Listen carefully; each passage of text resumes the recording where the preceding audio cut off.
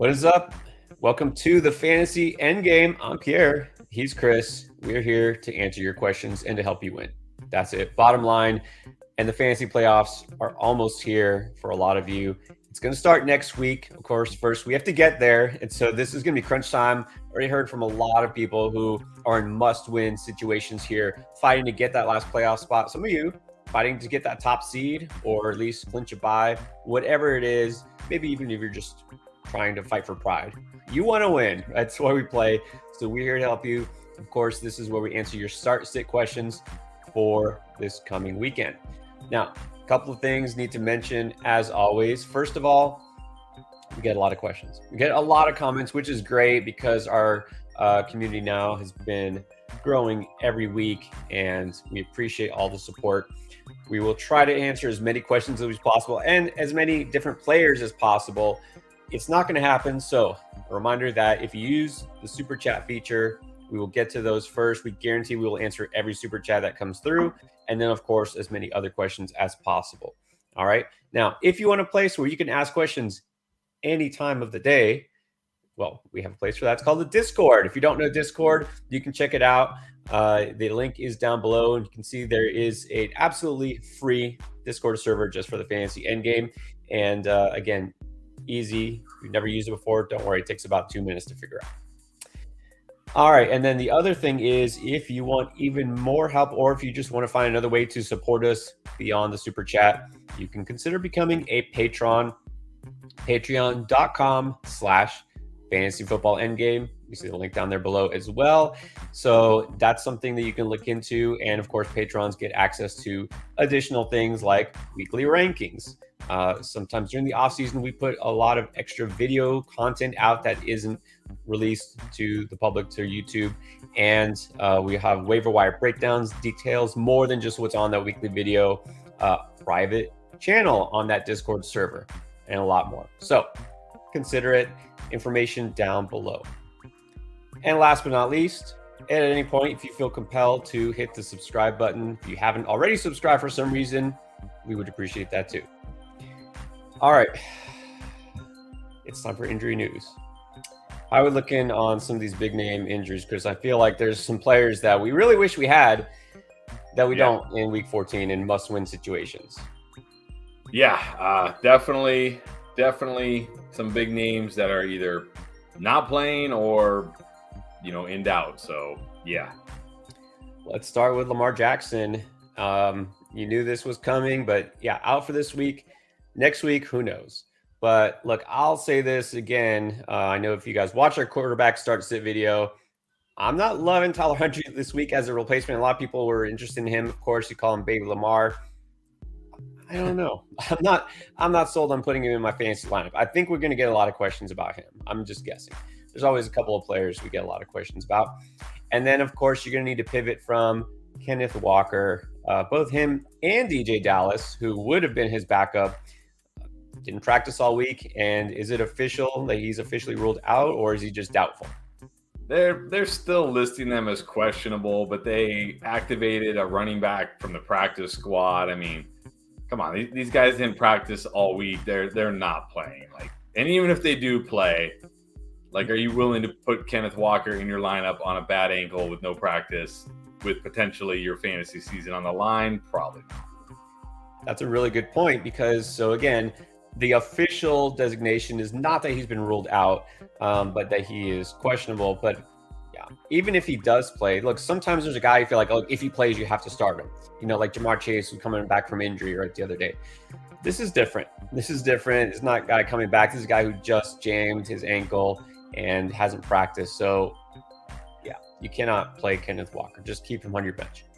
Treylon Burks, of course, you saw that injury, the concussion protocol. He's not going to play. Courtland Sutton, not that you're going to miss the 0 points, but no Courtland Sutton, no Broncos. You know how we're rolling. Probably don't want any Texans, especially because Brandon Cooks and Nico Collins, our top two receivers, are out. Although Davis Mills is back in at quarterback. I don't know if that matters for any reason, but I mean, if you're desperate, you pivot to like Chris Moore or Philip Dorsett. I'm actually playing Chris Moore against you in our King League because I am desperate at wide receiver. I figure he can at least get some catches, some yards. But yeah, I'm not expecting a huge Chris Moore game, that's for sure. Right. He did get I think there was a few weeks ago, I feel like there was a game where it was the same situation, right? There was no Brandon Cooks and then Nico Collins, so Chris Moore got a few points. Who knows? Now, a guy I know you're not playing is Jacoby Myers. You're done with Jacoby Myers. Well, you don't have to worry about it because he's not playing either. And Damian Harris, last I saw, he was questionable. Is he officially ruled out? He's doubtful. They've listed him as doubtful, which basically means he's out. So yeah, if the guy's doubtful, just keep him out of your lineup. So Damian Harris, again, not playing. Rondale Moore still recovering from that injury. He is also going to be out of action against the Patriots. Hayden Hurst is out, and surprise, surprise, Kadarius Toney not 100%. So no Kadarius Toney, and no, he's not worth stashing.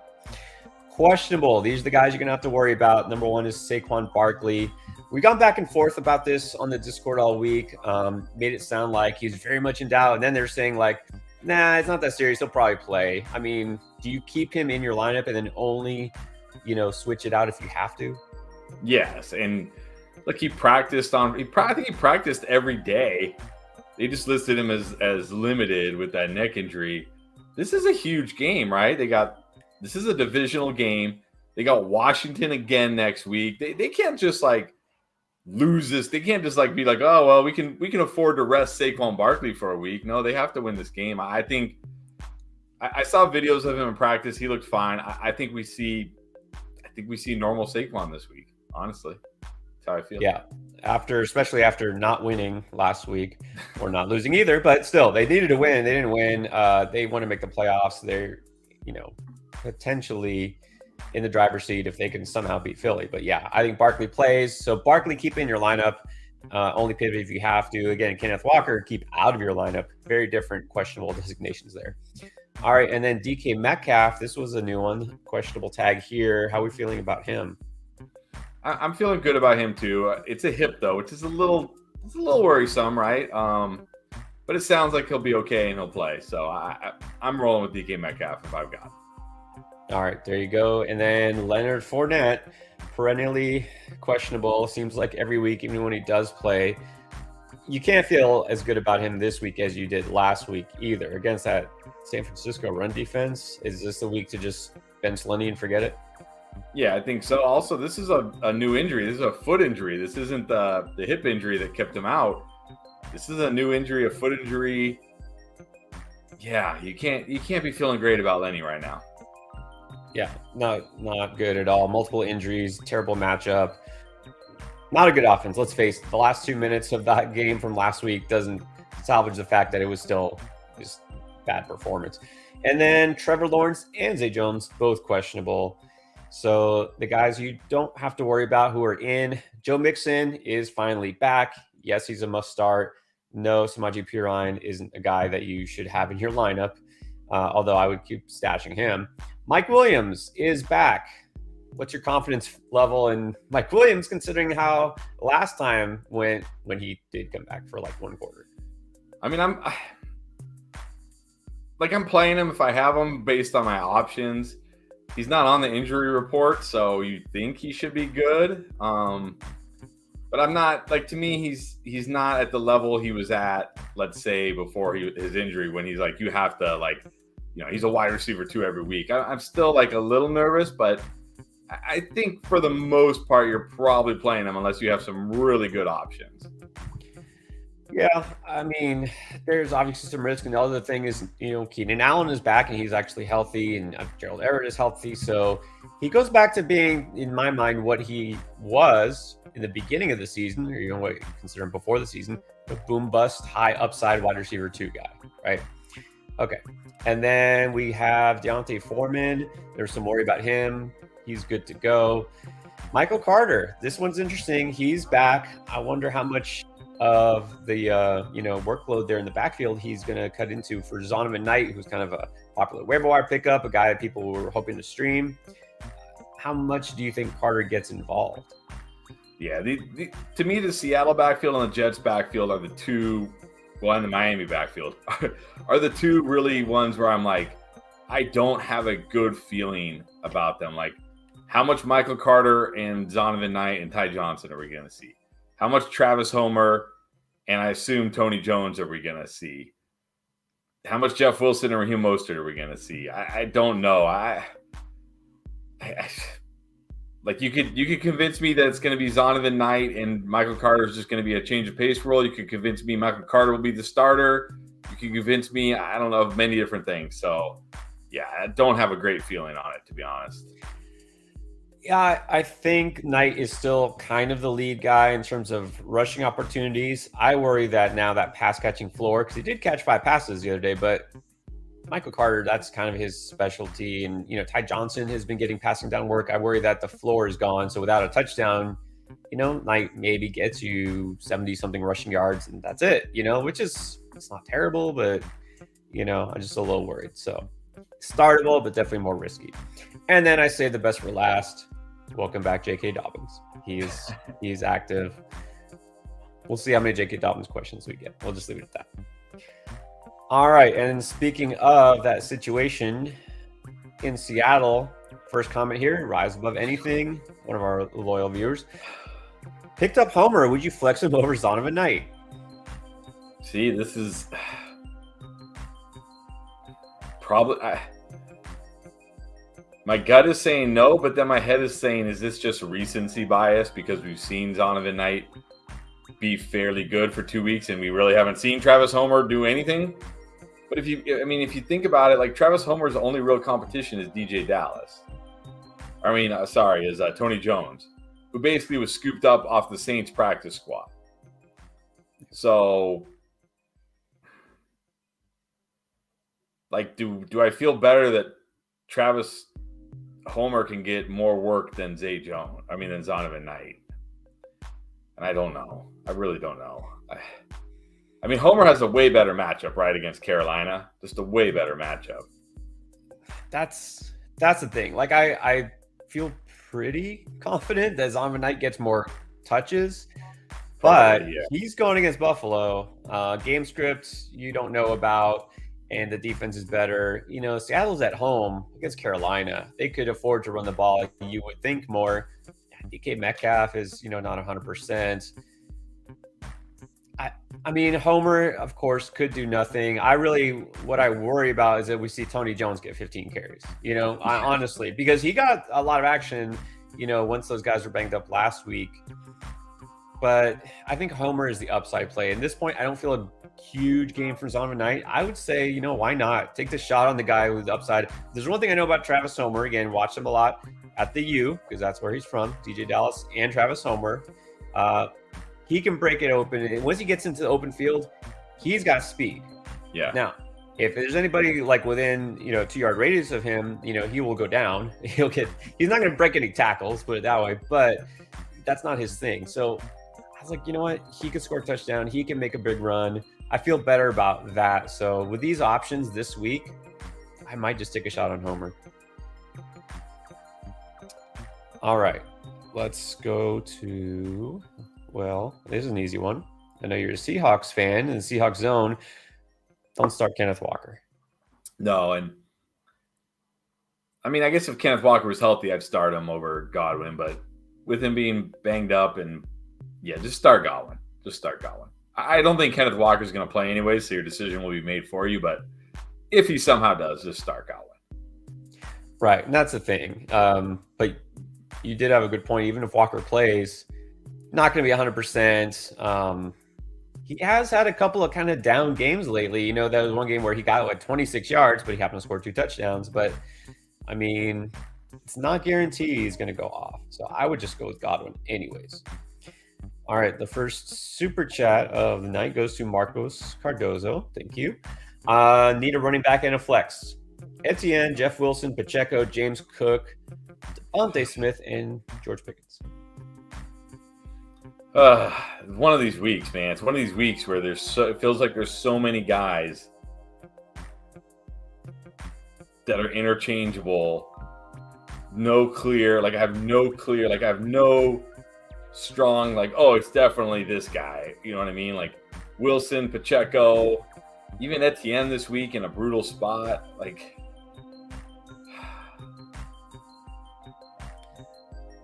that's the thing with Etienne.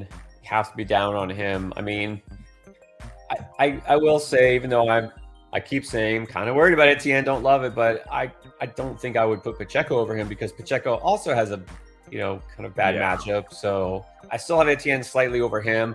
I don't feel like you can put Jeff Wilson over either of those guys just because we don't even know how many carries he's going to get, even though it's a smash spot. Yeah. So my running back, I think, would still be Etienne.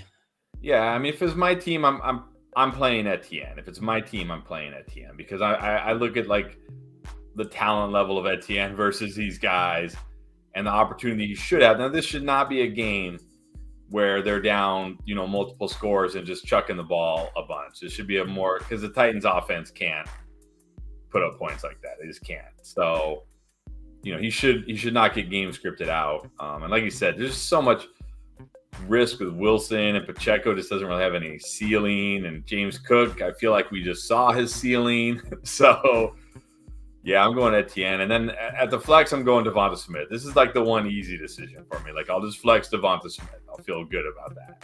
Yeah. For me, that's pretty easy to go Devonta Smith. He's had some really good games lately. Definitely do that. So Etienne and Smith it is. High upside, low risk. I love that. That's what we're all about. All right. So we need a flex for non-PPR. We got Dameon Pierce, Bam Knight, James Cook, Pickens, or Homer. Well, if you're looking for upside, you can't play Dameon Pierce, that's for sure. We know he has no upside. I mean, Pickens is the upside play if you don't care about like the potential of a complete bust, because he's a guy that can, put up 60, 70 yards and a touchdown, even if he doesn't catch, 6 or 7 passes. I think if you want the safer upside, you can go with Homer.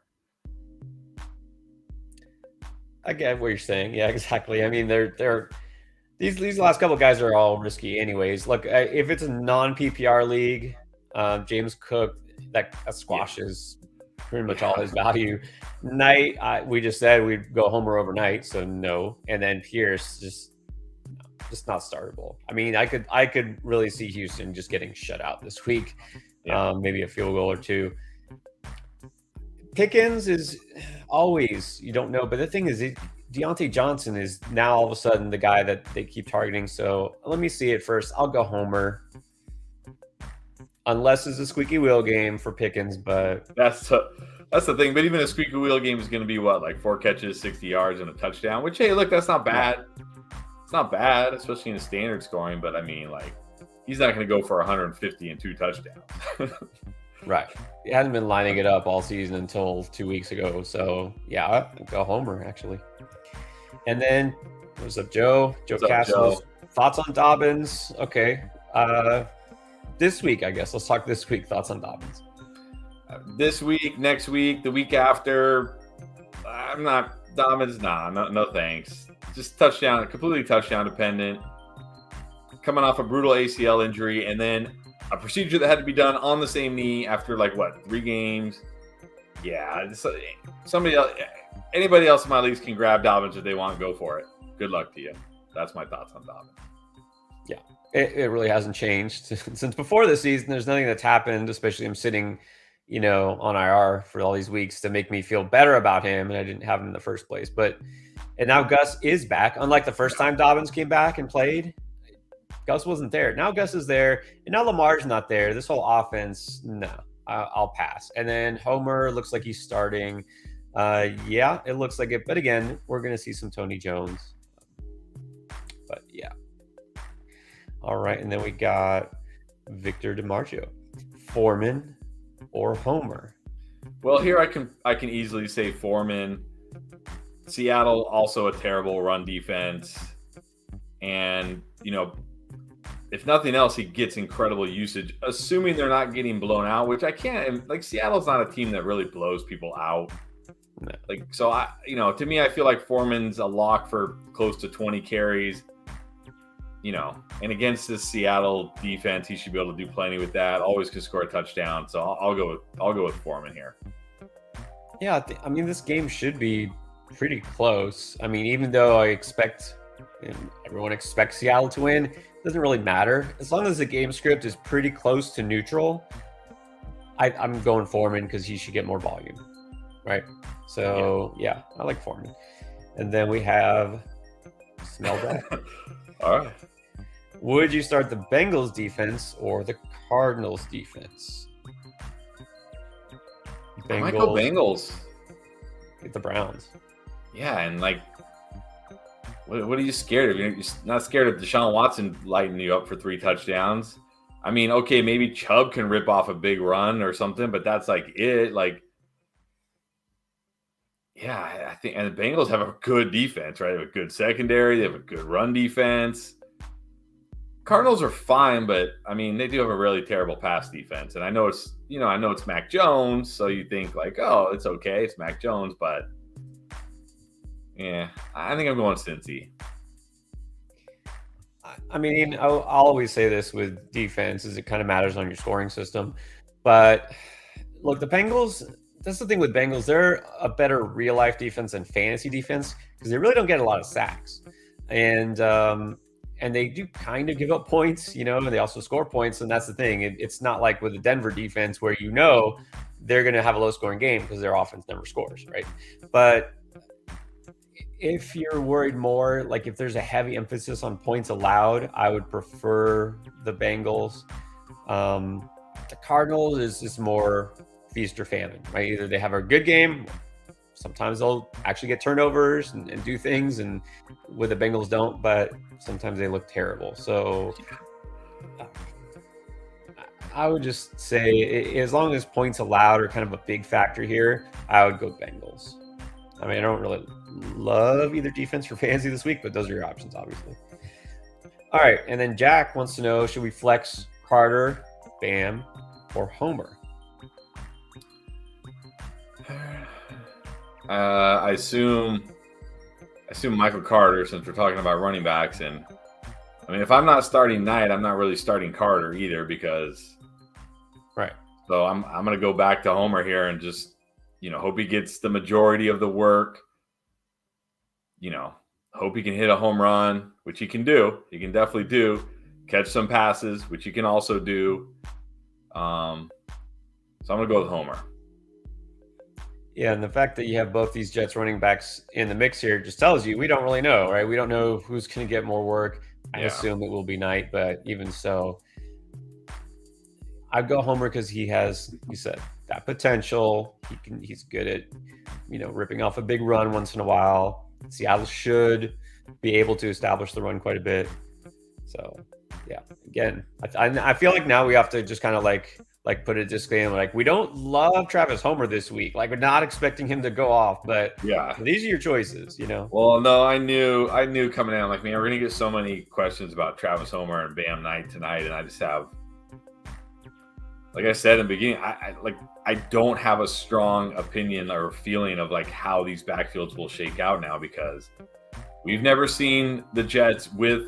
Well, that's not true. We saw the Jets with Michael Carter and Bam Knight, and it was all Michael Carter, pretty much. Sure. And then Michael Carter got hurt in that game, and it was all Bam Knight. So there you go. But we've never seen a backfield with Travis Homer and Tony Jones for Seattle. No, we never wished to see that, but here we are. So go with Homer. He'll have his moments. Yeah. All right. Chris all in. What's up, Chris? Pick one for flex. There we go. Zonovan Knight, Darius Slayton, Lenny, DJ Chark, I guess Demarcus Robinson, or Gabe Davis.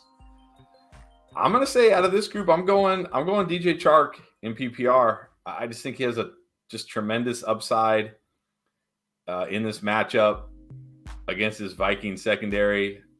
If you watch our Booms video, I love Jared Goff this week as much as I can love Jared Goff, at least. I don't mind Slayton, but it's a brutal spot for Slayton against that secondary. Fournette can't do it with the foot. Demarcus Robinson with Tyler Huntley, no way, no chance. Gabe Davis, no, I'm not doing it this week. So I like Chark. I like Chark a lot this week. I mean, before the season, you'd say it would have to be either Fournette or Gabe, but I can pretty easily say no to both those guys. Like Robinson, no chance. Knight, not with these.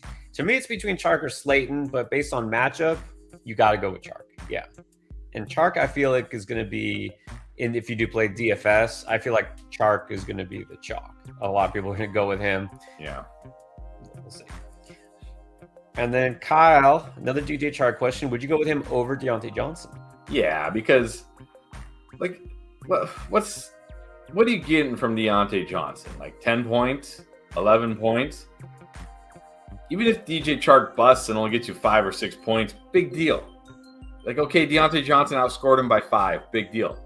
But if DJ Chark, lights it up in a great matchup, he could like, I don't want to say he could win you your week, but he could definitely have more of an impact on you winning your week than Deontay Johnson can. So I'm definitely going Chark over Deontay.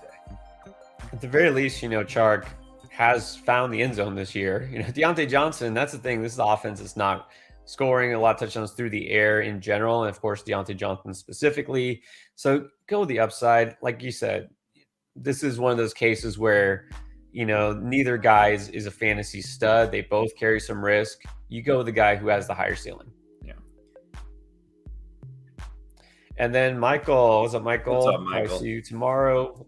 Corey Davis, Robert Woods, Ayuk. If Cooper is out, Cooper questionable. So out of those three, if Cooper's out, who do you like? It's actually close for me between Corey Davis and Brandon Ayuk this week because I'm pretty nervous about Brandon Ayuk with Brock Purdy. Like, I know you talked about Debo on the Booms video because we both think that Kyle Shanahan's going to ask Brock Purdy to throw a lot of screens, a lot of quick, easy throws, and that means more Debo, less Ayuk probably. And look, Corey Davis, he's also been pretty good. Even going back to last year when he's been healthy with Mike White or Joe Flacco, he's actually been pretty good too. And even though this isn't a great matchup, Buffalo's defense they're so banged up right now. And I think this could be another game where, Mike White has to throw it 30, 40 times because they're just losing. I think if it's me, I'm going Corey Davis. I mean, and I do want to check. I swear at one point I saw Corey Davis on the injury report if he was questionable, but I'm not sure if that's true. No? Let me look. Okay. No, he's good. He's good. Okay. Then nothing to worry he had about an there. illness. There's like an illness, like a lot of guys with illnesses this week, but he's fine. He's cleared. Okay. So, yeah, like not Robert Woods. I know Burks is out. It's still like it didn't matter. Burks was out several weeks, earlier this season. Didn't matter. Okay. So it's true. I mean, based on like just pure talent and, team situation, you would think it'd be Ayuk, but I could see Davis getting more targets. That's what we want to chase. So, yeah, I think I'll go Corey Davis too. Mario just wants to let us know Derek Carr has cost him the playoffs. Look, it might cost me, not the playoffs, but might cost me against you, Chris, in our King League because I have Derek Carr as my super flex quarterback and Devontae Adams, who did nothing. So Derek Carr, man. There was a boom video or a panic video I did in like week early in the season. And I started Derek Carr and I lost by like less than a point. And that was another week where he just completely bombed. And I said, that's it. I'm done with Derek Carr. I'm done. Not recommending you start him anymore. Yeah, so he'll have his, once in a while his big games. But man, it's like when he's good, he's really good. When he's bad, he's really bad. There's no in between with him. No. All right. Let's go to James Matson. Pacheco or Miles Sanders? Got to be Miles Sanders this week. He's in a great spot. Giants' run defense is not very good. We know what his usage is going to be. We know he's one of those guys that on any given moment can rip off a big run, can rip off multiple big runs. This offense will give him chances to score. Got to be Miles Sanders this week. If you saw the Boom video, I like Miles Sanders a lot this week, which is kind of slightly unusual for me. But I'm going Miles Sanders. Yeah, definitely. Tough matchup for Pacheco. He's okay, but Sanders, much better spot. Here's a tough one now. I guess you could say if you watch our video, a wide receiver start sit, who's the guy who's a must start?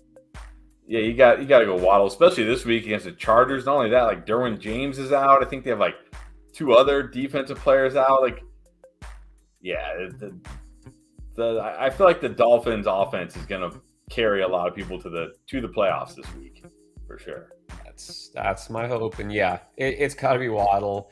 I like Hollywood, of course, great receiver, but not a good week for him either going against the Patriots. And then every week we have to answer this question: Kyler or Tua? Well, this week I'm going Tua because again, it's the Chargers, decimated on defense. I think this is going to be a big week for Tua, Tyreek, and Waddle. So yeah, if I've got those guys, I'm playing them anywhere I have them. Yeah. It's a fair question. Again, Kyler does always have that rushing upside, and Tua doesn't really. But yeah, this week, definitely a Tua week. All right, back to the Super Chats. Mr. Crowler, pick a wide receiver and a flex. Dobbins, Sanders, Evans, Palmer, or Judy? Well, I got to go Evans at wide receiver. I can't bench him for those. Like, I get it. He hasn't been great. It's not a great matchup. You're nervous, but Josh Palmer with Mike Williams back, I mean, yeah. I mean, unless Mike Williams gets hurt on the first catch again, you can't really be too excited about Josh Palmer. Jerry Jeudy, can never be excited about him. So I think a wide receiver, it's got to be Evans, and then flex, it's definitely got to be Miles Sanders. Evans and Sanders, my pick. This one to me is very quick and easy. Sanders for sure, and Evans for sure. No Broncos. And then Palmer, again, everybody's healthy now. That's going to definitely make Palmer very fringe as a flex play. And then a QB, start Dak or Herbert. That one's close. That one is close because this could be a shootout. This Miami Chargers game could be a shootout, but I mean, Dak's been so good. I know he didn't put up huge yardage, and I guess that's the worry, right? Is like it's Houston, and they're up big, and he doesn't have to throw a lot, and they're just running the ball. But it's not like Herbert's been tearing it up. You know what I mean? Like, it's not like Herbert's been like a top 5 QB this year or something. But I do think game script might favor Herbert a little bit more. He hopefully has a healthy Mike Williams the whole game. I do expect that to be a very high-scoring game. I think I'm going Herbert this week, but it's really close for me. Really close. Yeah, I mean, really, from a fantasy perspective, Herbert has been pretty disappointing the last few weeks. I mean, only one really big yardage game. Hasn't been throwing multiple touchdowns on a regular basis. Yeah, Dak and the Cowboys. I mean, I know the only thing is people say, oh, they're going to be beating him so bad that, he's not going to do anything because they can just run all over him. Well, like, think about last week. They were destroying the Colts. Yeah, he only put up 170 yards, but he got 3 touchdowns. You know what I mean? This Houston run defense is really bad, but their pass defense is also bad. So, I don't know. For me, it's too hard to bench Dak with the way this offense is going, the matchup. I feel like you think that it should be Herbert, but I'm not benching the guy who's been so hot in this offense. I'm going Dak. That's and then a TE, but it's close, right? I mean, I could see Herbert having a big game. I'm just not sold on it. And then at tight end, Dulcich or Mark Andrews. It's still Andrews, especially look. Remember when Andrews went on that tear at the end of the season last year? That was with Tyler Huntley. And so I know like Andrews has been disappointing the last few weeks, but I can't bench him, especially for Dulcich. No way. It's Andrews. Starting Andrews. Yeah, 2 rules that you can just live by the rest of the season. Number 1, no Broncos. And number 2, Mark Andrews. There is no Mark Andrews or just start Mark Andrews the rest of the season. No questions asked. Anthony Cervantes, Lockett over Keenan Allen. Oh, this is actually kind of close. I mean, I like Lockett this week, but I like Keenan a lot this week too. Because, like I said, I think that, I think it's going to be a game where the Chargers have to score. They have to play fast. They have to put points on the board. They have to throw it a lot. What I think makes it difficult, because I would almost immediately I lean Keenan, but Yeah. Mike Williams is back, which kind of might affect him a little bit. And then DK Metcalf is banged up. Maybe that helps Lockett. You know what I mean? Like, I feel like Keenan should definitely be more involved, but it's not that simple. So, Yeah, your team, who are you putting in? If it's my team, I'm putting in Keenan. But man, I would be terrified having Lockett on my bench and him having one of those, 100-yard, 2-touchdown games on my bench. So, but it's just hard to bench Keenan in this matchup. Like, this is such a good matchup for him against the Dolphins. But again, yeah, I'm going Keenan. But man, it's close, and it's terrifying having Lockett on my bench, no doubt. Lockett's been really good lately. So yeah, hard. I would go Keenan as well. And the Dolphins' pass defense has been better lately for the most part. But yeah, I still feel like Keenan is going to be involved. He's been great since he's been healthy. So I'm keeping Keenan. But yeah, I don't know. Maybe there's somebody else you can bench. I don't know who else you got. Yeah, right? I don't know. Like somebody like a high floor, no ceiling guy that you could bench. Hopefully. Well, we'll see. All right. And of course, we all know fantasy football is pain. So let's see what the pain is this week. We need one of each. Jeff Wilson, Homer, Knight, Judy, Palmer, and DPJ. There's a little bit of pain in there. Yeah, I can already tell this Knight is going to be pain with these Homer and Bam Knight questions and Jeff Wilson Jr. questions all night long. Just get ready. Get ready. Here they come. I still got to go Homer. I wish I could just say Jeff Wilson. It's the Chargers. He should smash against the Chargers. But he was supposed to smash against Houston a couple weeks ago. And then last week, he basically wasn't even, part of the game plan. They're like, nah, you're good. You're good. You don't even need to go out there. You're good. So it's what are you going to get? And my worry again is, the Dolphins aren't a team. I don't feel like the Dolphins are a team that, look at the matchup and say, oh, we can run all over the Chargers. Let's just run all over the Chargers. They're like, nah.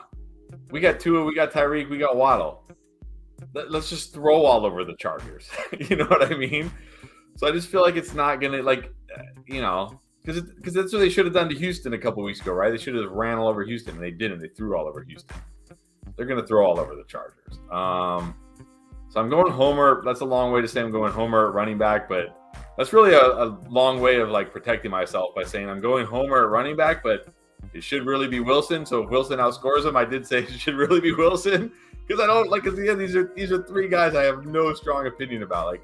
I feel like they're like the teeter weird, what's that thing where it's it could go either way, right? All these guys could do great or do terrible, or something in between. Their ranges of outcomes are huge. Right. That's why you're teetering and tottering. Yes. Well, let me ask you this, because we need a receiver and a flex. Maybe after you answer the receiver question, you'll think, well, do you just flex Jeff Wilson? Because that might be the way I'm leaning, because we already talked about the fact that you shouldn't start a Bronco, so no Judy, but also Palmer. You can't love Palmer this week. I actually kind of like DPJ. Would you flex then Jeff Wilson over those receivers? Yeah, because I don't like any of these receivers this week. Right. I really don't. I kind of like. Okay, so that's true. DPJ because Amari Cooper, is questionable. I think they're going to have to pass the ball more. Obviously not just because they're not playing Houston, but also they're going to have be scored upon by the Cincinnati offense. So I feel like DPJ is kind of a sneaky boom play. But anyways, go ahead. But yeah, that makes sense. I'm not starting two of those wide receivers. I barely want to start one of them. Right. So, yeah, I'll flex Homer and Jeff Wilson and just hope that last week was just a weird whatever. Maybe I'm being overly optimistic here, but I feel like this could be a Jeff Wilson bounce back, because I think to some extent, McDaniel being a brilliant coach, he does plan. I think they specifically they intended not to try to run against San Francisco. So the run defense is so good. They're like, and we don't need to, like you said, we don't need to run the ball. And I feel like this game, although they will pass it quite a bit, I feel like they're going to try to make sure they do establish the run because they know they can. So anyway, yeah. So go Wilson, Homer, and DPJ. Jesus Sosa must win. Hurts, Mixon, Swift, Godwin, Juju, the Friar Goat, but needs a flex. So we got Pierce, Slayton, McKenzie, Palmer, or I'll just save you the time. Don't pick up a Patriots receiver. In this case, I'll go with Slayton, and I'll gamble on him. Like, one thing we have seen in the Eagles secondary is they can give up the big play sometimes. Like, right, they can shut you down for 2 quarters, 3 quarters, and then all of a sudden, bam, one big play. So, and we know Slayton can do that. And really, he's they got him, Richie James, Isaiah Hodges. That his name, Isaiah Hodges. Mm-hmm. Yeah. I'll flex Slayton in this case. I'm flexing Slayton too. He's the number 1 receiver on this team. Those guys are both number 3, option at best on their teams, McKenzie and Palmer. And then we're avoiding Pierce if at all possible this week, which is definitely possible in your situation. Johnny, welcome back, Johnny. Johnny's actually got a pair of questions. There's the first one. Pick 2, Cooper, Wilson, going to assume Garrett since we're talking receivers here, Evans and Hopkins. Well, I can't sit Hopkins. To me, he's like, I got to start Hopkins, even though it's the Patriots. I mean, we've seen the Patriots the last 2 weeks. Diggs did fine against him. Jefferson did more than fine against him. I wonder if this Patriots secondary, they didn't really, other than Miami week 1, where Tyreek Hill had a nice game, they haven't really faced good wide receivers. They really haven't. I mean, they faced Michael Pittman, but he had Sam Ehlinger. So, come on. So I'm not too scared about this New England secondary, honestly. And then it's close for me. It's actually close for me between Cooper and Wilson. Are you just scratching Evans completely off then? Well, I think out of this group, I can scratch Evans off because I don't love Evans this week. I mean, I still am starting him in most cases, but this is a tough matchup, and man, I don't know. I mean, if Bosa is somehow out, that would help because Brady won't be under as much pressure.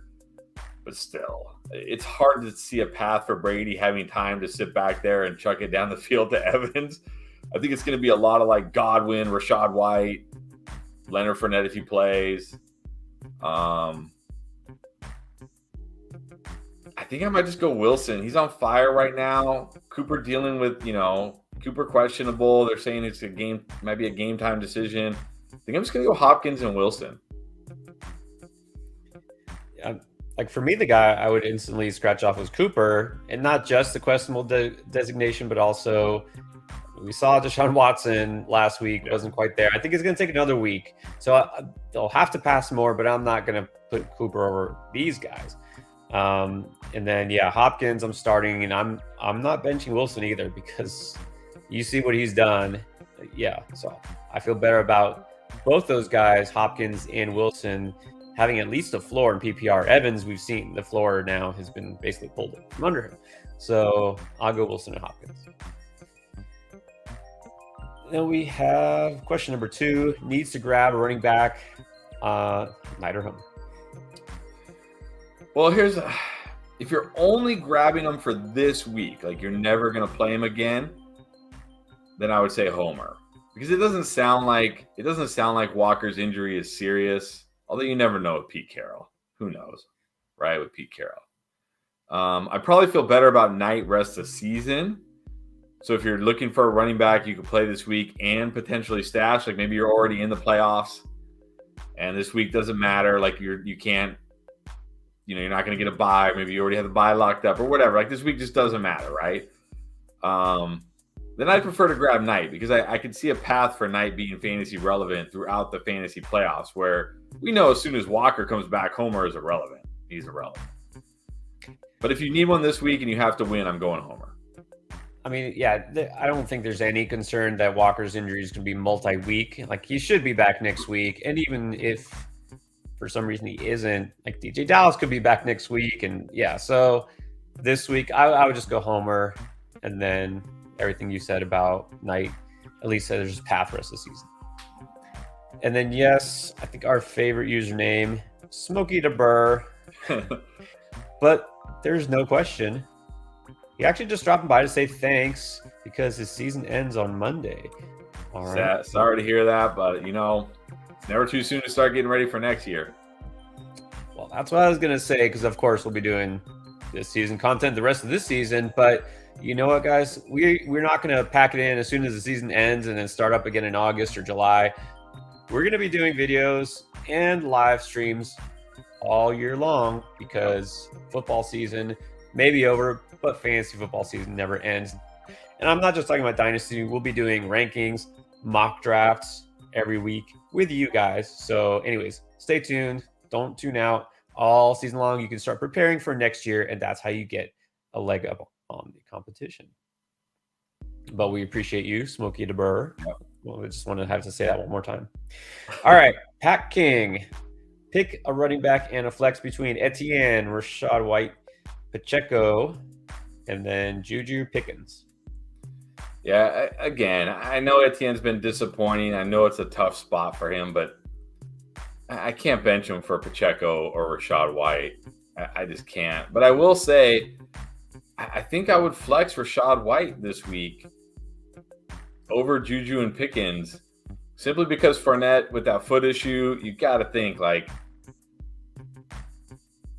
he's, Fournette probably going to be limited. But also, we saw it last week. 8 targets for Rachaad White? Even with Leonard Fournette playing 60% of the snaps, 8 targets? And again, against this San Francisco defense, they're not going to really be able to run the ball. Tom Brady's not going to have time to sit in the pocket and, look downfield. There's going to be a lot of dump offs to these running backs. So I think I'm going Etienne and White. I think you have to go that way. I mean, Juju you'd think would be more appealing, but first of all, it's the worst matchup possible at Denver. Denver giving up the fewest fantasy points per game to wide receivers. But also, just when Juju was starting to look like he was going to bust out, right, having these big games, 3 games in a row, and of course he did miss a game, but also 3 games in a row, he's done almost nothing, like single-digit fantasy points. So I don't think we can trust him, and especially in this matchup, you almost can't start Juju unless you really have no other option. So yeah, I would go Rachaad White. I think I could see Rachaad White having better receiving numbers than Juju, yes, like you said, and then Etienne. So completely agree there. And welcome back, Diego Lujano. Okay, so now we need 2 running backs, a receiver, and a flex. We got Najee, Mostert, Walker. Well, let's take Walker out of there. Pacheco, Foreman. So we need 2 of those running backs. Let's do that first. Well, I can't play Mostert. I'm already on the fence about Jeff Wilson. I got less confidence in Mostert. I think out of this group, the one I like the best is actually D'Onta Foreman going against Seattle. I just feel good about that matchup and him getting, the workload he's going to get. And I think I still got to go Najee. I know it's a tough matchup, but man, we know he's going to get so many carries. He'll catch, some passes, not a lot, but Pacheco won't catch any passes, or maybe one. Pacheco in a tough spot too, so I'm going to go Najee and Foreman as my 2 running backs. Always makes it easier when we agree, and that's exactly what I would say. I mean, of course, Walker, not assuming he plays, and even if somehow he does, I wouldn't play him. Mostert's not playable, and Pacheco, just the matchup, right? Just talked about Denver defense. So Foreman and Najee at running back, and then at receiver, it's either DJ Moore or Mike Williams. Guessing you're going to go Williams. Yeah, I don't hate DJ Moore this week, but just no ceiling this week. I'll gamble on Williams being healthy and making it through the game. Like I said, I think the Chargers are going to have to throw a lot, so I'll go Williams. Yeah, for me it has to be Williams. And then who do you flex? You got DJ Moore, you got Pacheco, or, well, probably one of those 2. Yeah, I'm not flexing Mostert. I'm just not.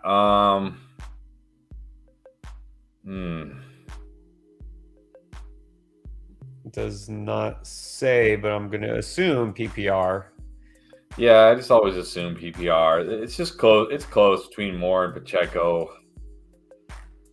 One thing, man, Seattle secondary's been really good this year. They're young corners, they're rookies. They've played really well.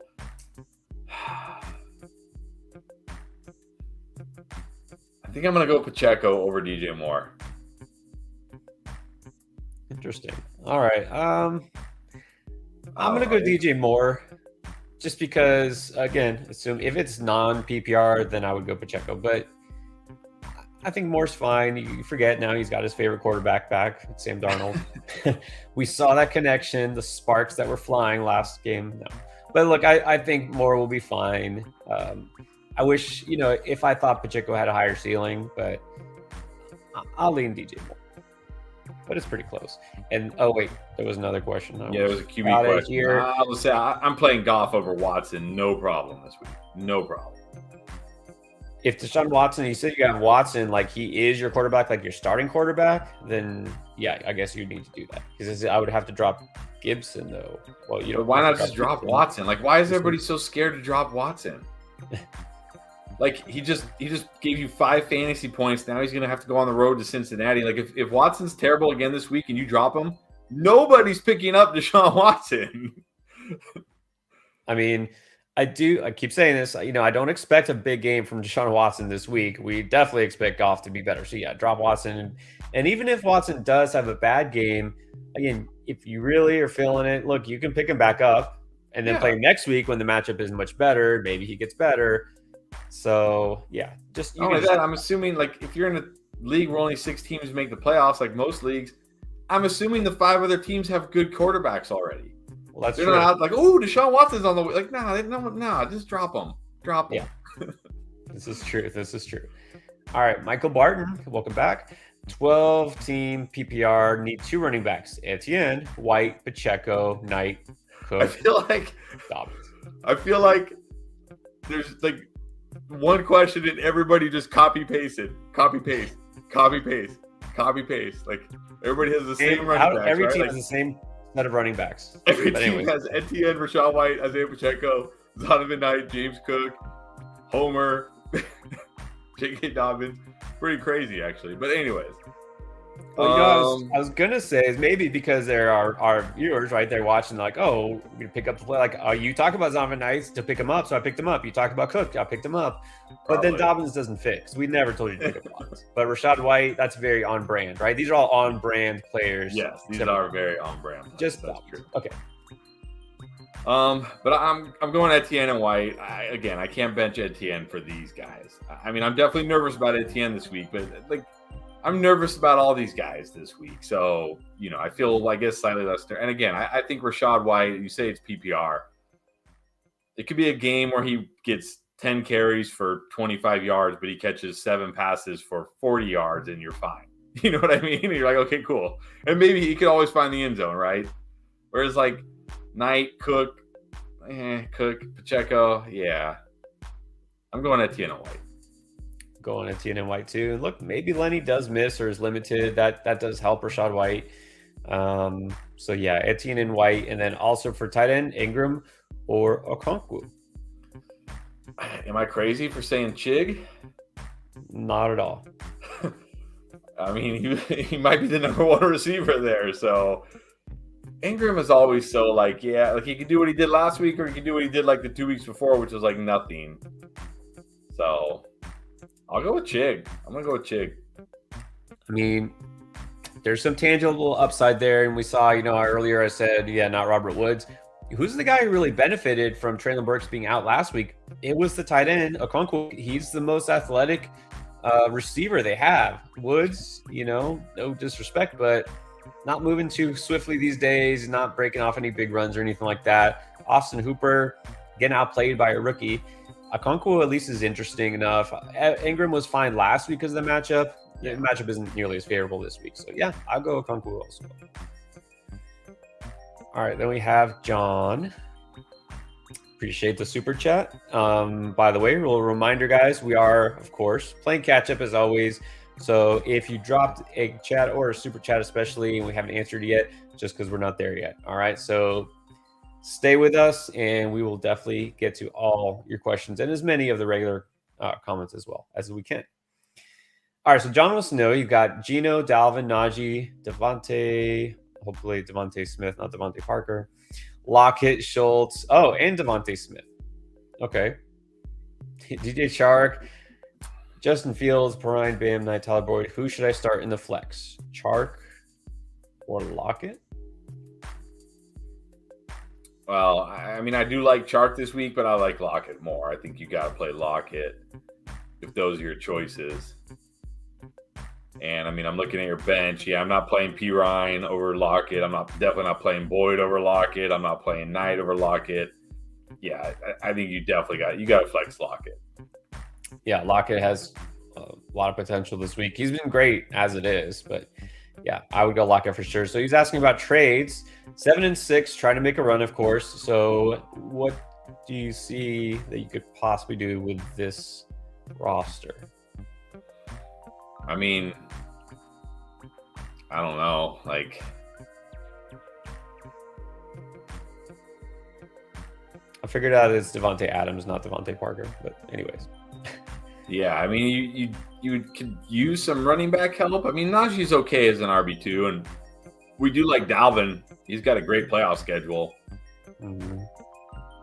Devontae Lockett. I mean, I don't know, because like, I feel like if you did something like maybe you package like Smith and Najee and got like a stud running back. Like, are you 2 week at wide receiver now? If you did that, like, do you want to be rolling out DJ Chark as your wide, or Tyler Boyd as your flex every week, or Bam Knight? Like, I don't know. No, I mean, maybe, now's a good time to trade Bam Knight before Michael Carter this weekend. Like, if you could do it now, if you can do it today, if you could package him and maybe DJ Chark. Yeah, I feel like it's kind of annoying. I feel like the most tradable asset here that you can get something for would be Justin Fields.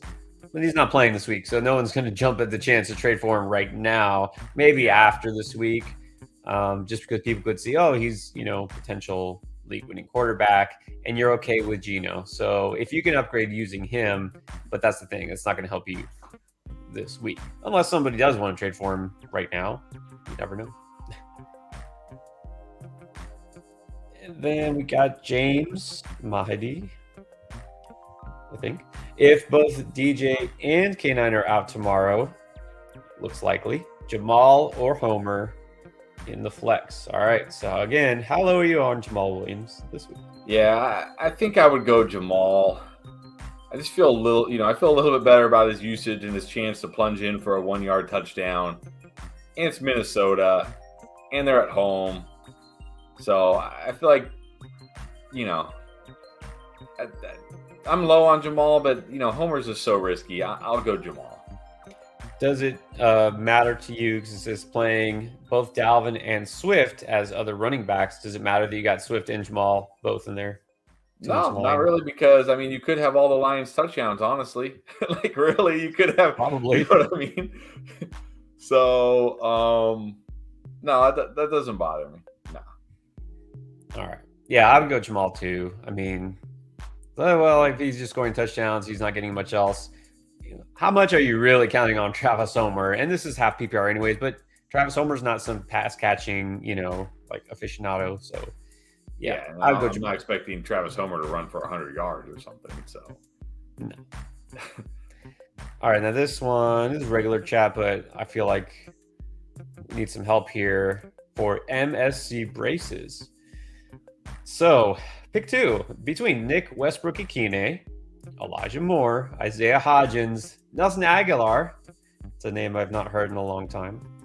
Terrace Marshall, Greg Dortch, or Devontae Parker. We got to pick two of those. Keep this all in right. mind. Well, I'm gonna say Greg Dortch, which might sound crazy with Hollywood and DeAndre Hopkins back.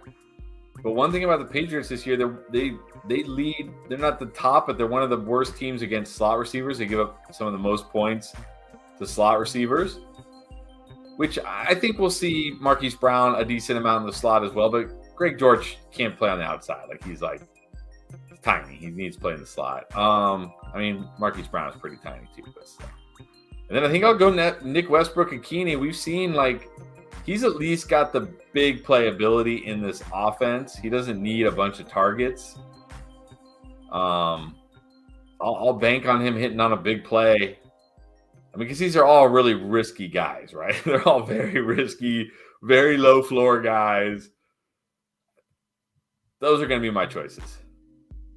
Yeah, this is the kind of list where, I mean, you really could just break out the dartboard and close your eyes and, their dart throws. I'm not going with a Patriots receiver, so that eliminates half of these. Greg Dortch for me, yes, definitely. Because remember, Rondale Moore is out, and he is now getting some action. Dortch is with Moore out. That's why he's kind of been brought back to life, figuratively. And then I wish I could say Elijah Moore, but he's just not getting targeted enough. So I don't like Nick Westbrook-Ikhine, but with Burks out, maybe he has another one of those games like he did have once this season. But yeah, I'll go with him too. He's got a good matchup against the Jags, so yeah, it is a good matchup. C. Kripp, D. Smith, Mike Will, Lenny, Knight, or Homer. We need a running back in the flex. All right, how low am I on Lenny? Am I low enough to bench him for these guys? Probably not. I mean, unless we hear that he's going to be severely limited, or they're going to test him out they're going to test out the foot pregame, which that kind of stuff's always worrisome, right? Because then you got the worry that yeah, I'm okay, and then after the first series, he's like, no, never mind, I'm not okay, and then you don't see Leonard Fournette the rest of the game. But if he plays, I mean, we saw it last week. He's gonna, I talked about with Rachaad White. Yeah, he might only have 20 or 30 rushing yards, but he's going to catch 7 or 8 passes. Always has a chance to score. So when we're talking about risky running backs like Knight and Homer, I'm still going Lenny over them, assuming he plays. Yeah, at least there's a floor there. Even last week, he hardly did anything. He got you at least double-digit fantasy points. I mean, that's something. I can't guarantee that Homer does that. Maybe, but he is catching passes. He could always get a touchdown. So, yeah, I have to go Lenny. The flex is trickier between Devontae Smith and Mike Williams. I think I might have to go Smith. That's where I'm leaning. I mean, you got to feel better about Smith just because he's not coming off an injury. And the last time we saw Mike Williams coming off the injury, he immediately re-injured himself. And Smith has been really, really good lately. Now, it's not the best matchup for Smith this week. The Giants' secondary has been pretty good, but I think I just feel better about him than Mike Williams this week. So I'm going Smith and Lenny. Yep, I'm going Smith and Lenny. Smith has been coming on again lately. So, yeah, Devontae Smith and Lenny. Anthony Summers, Juju or Slayton? I'll go with Slayton. They're both in tough spots, but look, Slayton at least has that home run ability. Juju, when Juju was on that kind of tear there in the midseason where it looked like, okay, he's the guy, he's got the connection. It wasn't because he was catching, deep balls down the field, breaking off long runs. It's because he was getting a bunch of targets, right, and scoring touchdowns. This is Denver. This is as tough as it gets for Juju. He hasn't been very good lately. I know it's the Eagles, but still, I'll trust Slayton hitting on a home run. I'll go with Slayton. Going Slayton too, not too long ago. And again, I know we're behind on the comments as far as the timestamps here, but if you caught it, just mention Juju for 3 straight games, single-digit fantasy points in PPR. Just don't know why, but being not really a focal point of the passing offense, and gets the very toughest defense against wide receivers. I mean, you almost can't start Juju this week. Intergalactic. Good evening. Good evening. The apocalypse is upon us. I mean, kind of yes and no. There's 6 teams on bye, but then you look at it, it's they're all bad teams, kind of. What was the week? It was either week 7 or week 9, where there was also, I think,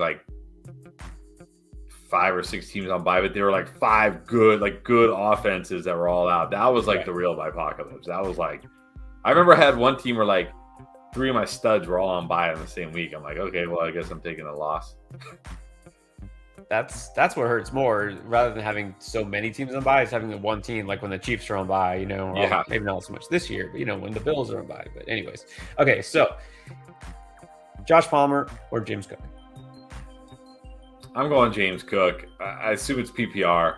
I mean, I guess it doesn't really matter, but one thing about the Jets, they're a very good run defense. They're a very good defense, but I almost put James Cook on the booms, but I feel like that was a little too much. But the Jets do give up the 8th most receiving yards to running back, so I think, I'm not expecting a big James Cook game, but I think he can catch, 5-ish passes, and, I think he can at least get you double-digit PPR points. I don't know about Josh Palmer with Mike Williams, assuming Mike Williams stays healthy the whole game, plus a healthy Gerald Everett, plus a healthy Keenan Allen, plus Austin Eckler.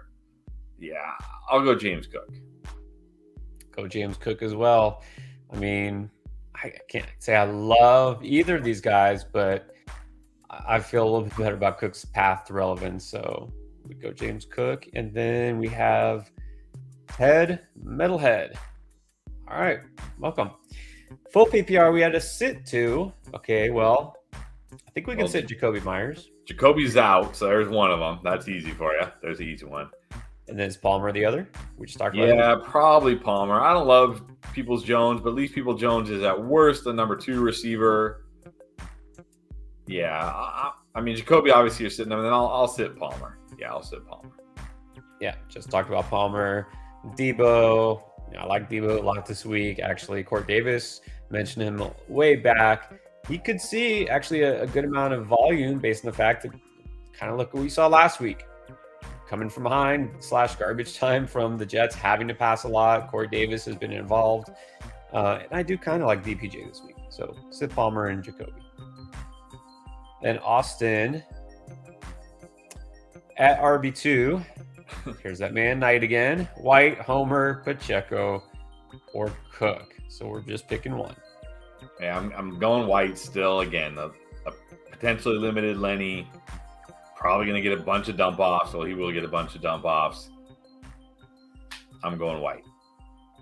I'm also going White. Even if Lenny plays, I still feel like his upside is bigger than all these guys. It is close. Like I will say, between these guys, it is kind of close. He might put up numbers similar to James Cook. I feel like we have to see it again. I know you probably feel this way, right? With Cook, it's like I'm not sold yet. Like, yes, this could be the trend where he is kind of even splitting time with. I'm not fully convinced it's happening yet, right? Yeah, this could be a week, right, where James Cook plays like 30% of the snaps, and everybody's like, "What happened to James Cook?" Like, not saying that's what I think is going to happen, but the potential is there. We know Rachaad White's role, right, is there. So, like, these are all risky guys. What we're looking for with James Cook is basically what has already just happened to Rachaad White. Is that now, after like 2-3 straight games, we've seen that he's, even as far as splitting time. All right, still going with Super Chats. This is just a good way for me to stop and say welcome to everyone who's joined us after the start of our show. We're a little over an hour in. Some reminders. Try to answer as many of your questions as we can. We're doing start sit for week 14. Throw any questions you have our way, and we'll try to get to them. We do answer them in order, but we'll go with the super chats first. That's why that feature exists. So we'll try to answer as many other comments as we can. But again, there's too many. But if you want to ask your question any time of the day, you can join the Discord. It's completely free, and the link is down below. Easy to join, and you can be part officially of the Endgame community 24/7, 365. If you want to become a patron, well, information is also down below in the description, and there it is again. It's weird how it's like every time I say it, just like magically appears. I don't know how that happens. Patreon.com/fantasyfootballendgame. I don't know anything about technology. No. So the Patreon, what gets you a lot of things. I won't go into all the details. Just check out the link. Right click on the link. Doesn't magically select money for your bank account. You can just check it out and see, you know what? For the price of some of these super chats, you get all of those features on a monthly basis that are included. So there you go. And I think this probably feels like a good time to mention it. So we do have Fantasy Endgame merch. And by that, I mean t-shirts, hats, and hoodies. And they are produced by our man Corey and Bear Clothing. I know I was gonna wear my Endgame shirt, but it's in the laundry, so I can't show it off. But they're nice. They're nice because you sleep in it and you wear it every day. And so Yes. it's like. But Bear Clothing, proud partner with us, makes a lot of great quality merch, but especially Fantasy Endgame. So just go to bearclothing.org. Down at the bottom, if you scroll down, then on the page you'll see Fantasy Endgame. Amazing. And then you can see what we got there. And I think I'll reveal that right now. We're going to do another giveaway. We're feeling generous because we want to help people win. And you guys have been very appreciative. We appreciate you. Trust me, a lot more than you realize. So we gave away a jersey last week. Let's give away a Fantasy Endgame t-shirt this week. All you have to do is join the Discord, be a member, of course, subscribe to our channel first, and you'll see the giveaway channel, more information there. But let's get back to the questions. All right, good. I think it's been too long since we had a Travis Homer question. So Damian Pierce, who we don't like, and Travis Homer, who we don't know what to expect with. Well, Gallman was not activated. It was a different running back. It couldn't have Boo or somebody I've never heard of. So Igwebike, I think he used to be the Lions. Yeah. Anyways, I'm playing Travis Homer. Look, what are we expecting from Damian Pierce at this point? Like, he just had a great matchup against Cleveland. And if we've seen it in the games where Houston's getting rolled, he gets game scripted out completely. I do not want to start Damian Pierce this week. I'd rather gamble on Homer. I think Homer can give me 5 PPR points just as easily as Damian Pierce can. So I'm playing Homer. Oh, man, it feels weird, but you're right. I mean, what is Pierce giving us these days? Yeah, I mean, they're shuffling quarterbacks now on a weekly basis, and both the receivers are hurt. Going against Dallas, it could be ugly. I mean, just take a shot with a guy who could have some upside. I guess that's Homer. Ralphie, what's up, Ralphie? Start Barkley if he's limited or Najee. Do you feel like there's any risk really with Barkley, or is he just set and forget? Yeah, he's just a set and forget for me. I mean, I guess the only risk would be if he somehow like seriously injured his neck during the game. But I mean, anybody can get hurt. I mean, but Najee left at halftime like 2 weeks ago. So yeah, I'm starting Barkley. I'm not worried about Barkley. If he's playing, I'm playing him. He's one of these guys, no questions asked. It didn't sound, and then some of the beat reporters were saying it didn't sound like it was serious enough to even really put him in doubt for playing. So, yeah, it's got to be Barkley. Anthony Cervantes with another one. Anthony says, got Hurts, Eckler, Henry, Schultz, the Sun God, AJB, and Keenan Allen. That's a good team. I'm playing Mahomes, Jacobs, Singletary, Higgins, Waddle, DK, Dulcich. If he loses, he's out of the playoffs. That's no good. All right, so I don't know how I guess playoffs with this team, but geez, yeah, the other team's pretty good too. Yeah, Jacobs did okay, but he didn't go off. Singletary, I don't feel like will do much. It's going to be close. The thing is, I think it's going to come down to Mahomes. Like, if Mahomes has a game similar to last week against a tough, Denver defense, then I think he'll be okay. But if he, goes off, it'll be close. But I do think your team is better. I mean, Eckler, Jacobs, Henry. I mean, that's the other thing. Like, there's a part of me that worries, like, that Derrick Henry has just hit the wall. And I don't mean the wall this season. I just mean like on his career. Like, he's been really bad lately. And I wonder if all these touches finally, he's like, doesn't have anything left. Like, he's finally like, you've done it to me, Titans. You've done it. You finally pushed me too far. But I like your team. I think you got a good chance. Yeah, I mean, not just telling you what you want to hear, but I do think you should be favored here. Mahomes, but on the road against Denver, that's definitely good for you. Like I said, Jacobs, I mean, he did what he's been doing, but he didn't have a ridiculous monster game. He's got good receivers, but your receivers are just as good. So Yeah. I think that's pretty even there. You have the edge of tight ends slightly. You have the edge at running back for sure. So I feel like you have a very good chance. But good luck, of course. Hopefully you pull it out. And then we're actually going to do a little rewind.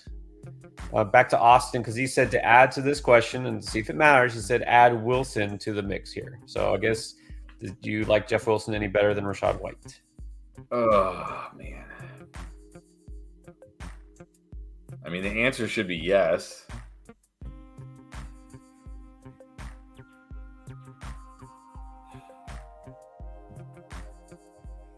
Can I do it, though? Can I?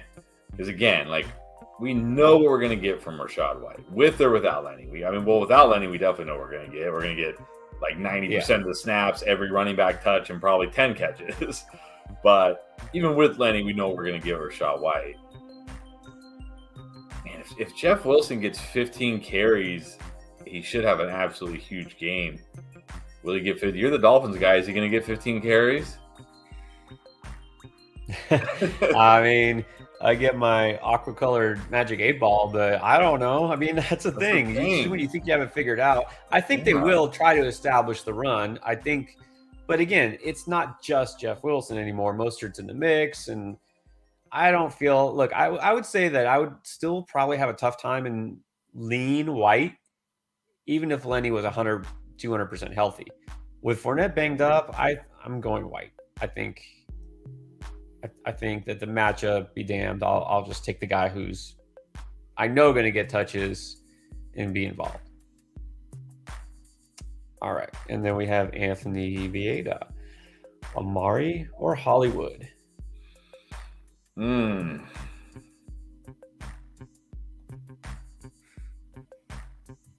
think I'm going to go Hollywood. Like, not super high on Hollywood this week, but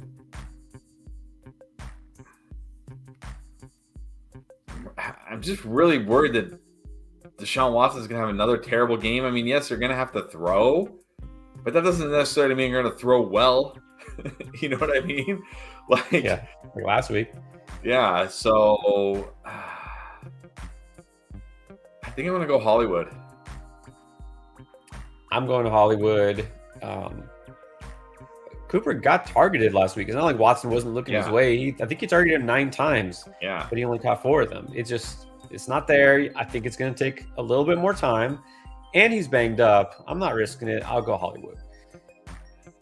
All right, Jay Duvall. Let's get him on there because even though it's just a regular chat, I know he's always with us. Must-win week. So let's do our best here. White, James Cook, Najee, or Jamal? Do I like Najee more than White? It's just a tough matchup for Najee this week against Baltimore. They've become a really strong run defense. And we saw in last week with Jaylen Warren, he didn't get all those targets that he did, when Jaylen Warren was out.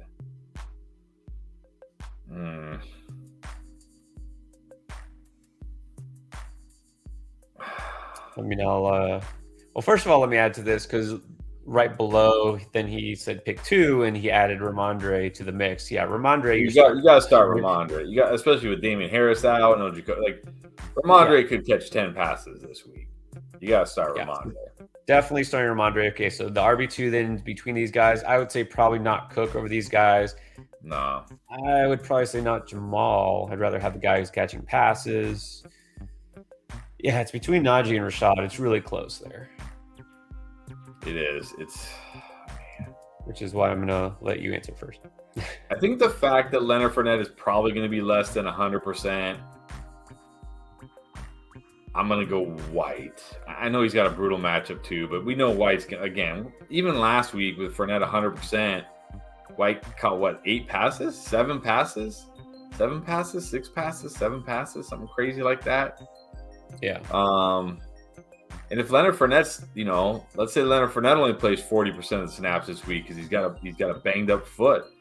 we could see White getting closer to 10 receptions in this game. So I think I'm going White. Like Najee just doesn't have a ceiling. Like I don't feel like Najee has a ceiling in this game. So I feel like White, can get as many points as he can just through receptions, and I feel better about him getting those receptions than I do Najee, racking up the yards he needs. So I'm gonna go White. Yeah, I think you have to go White too. Look, the Baltimore. Well, first of all, I'll say I don't expect this to be a high-scoring game. Period. These are teams that are inconsistent at best on offense, and of course now Lamar's out. This is a rivalry. You know what I mean? It's probably going to be a slower pace game. Najee hasn't exactly been going off. He's been solid. Like he's fine, but I'd rather again chase the upside. Baltimore's run defense has been a little better lately. I'll go White. In this case, I think we almost. Well, I know I have to go White. I'm definitely going White here. No interest in Murray. Yeah, so this is Larry Ader. Larry, we're going Rachaad White, not just because Latavius Murray's a Bronco, but yeah, White's got the upside.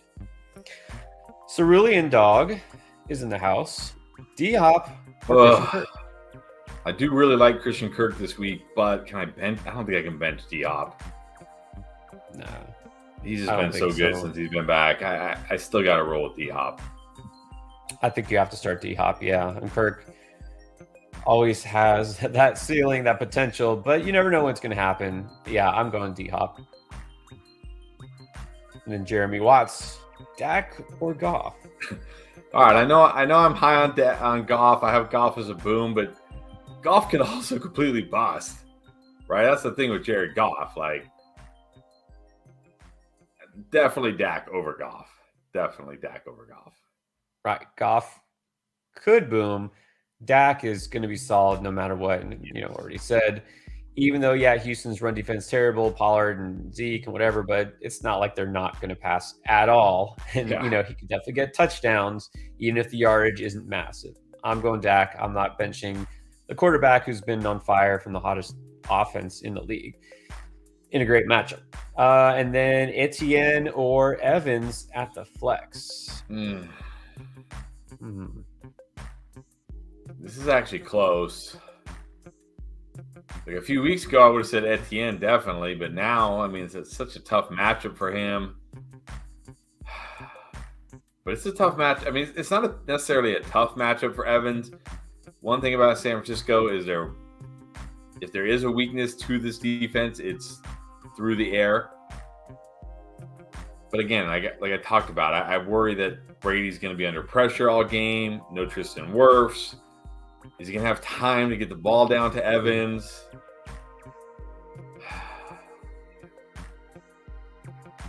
I think if it's my team, I'm still going Evans. And I'm just hoping for one big play, one touchdown. But it is close. But I'm going Evans. I'm glad you said that because I was definitely going Evans. I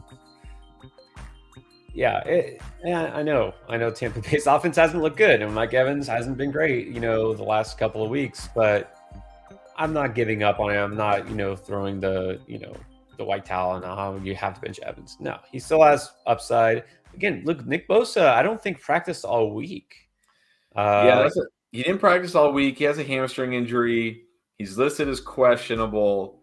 But then Kyle Shanahan said something where he alluded to the fact that they have I think they play Thursday next week in week 15. And Kyle Shanahan says something to the effect of like, we've got to take it into consideration that it's going to be a short week, which makes me think they're probably looking at this matchup thinking like, we could beat, we don't even need him. We could beat the Bucs without Nick Bosa, which who would have thought we'd be saying that, right? But they might be saying that. So, definitely if Nick Bosa is out, that helps. That certainly helps. But they still have other good pass rushers. It's not like Nick Bosa is their only good pass rusher. Like, right. He's just certainly one. But again, and to me though, it's really more so not just I'm not giving up Evans, but I just have trust issues with Etienne.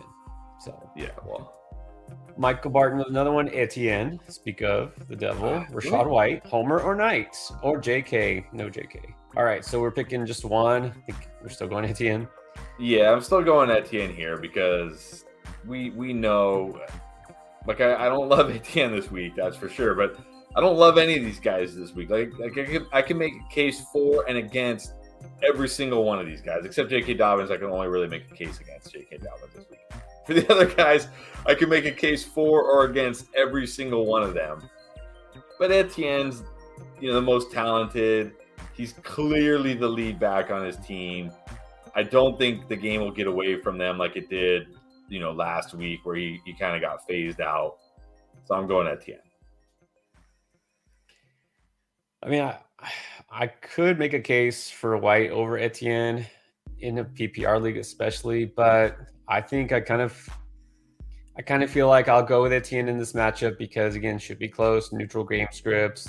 Those should give him the ball quite a bit. I'll go with him. Look, if Etienne does nothing this week, all right, then I might really actually panic. And then I think you have to talk about it. I will say this before we go off Michael's question, because it is between Etienne and White for me. If Leonard Fournette is completely ruled out, then I will go Rachaad White, because we saw last time there was no Leonard Fournette. He played 90% of the snaps. He got every carry. Now, I don't expect him to do a lot on the ground because it's San Francisco, but he caught 9 passes in that game. That's just 9. That's like, here, just start with 9 fantasy points. Here's 9. Like, you start the game with 9 points. It doesn't even matter what else you do. You have 9 fantasy points. Like, so if Leonard Fournette is ruled out, I'll go White over Etienne. But if Leonard Fournette is playing, I'll go Etienne.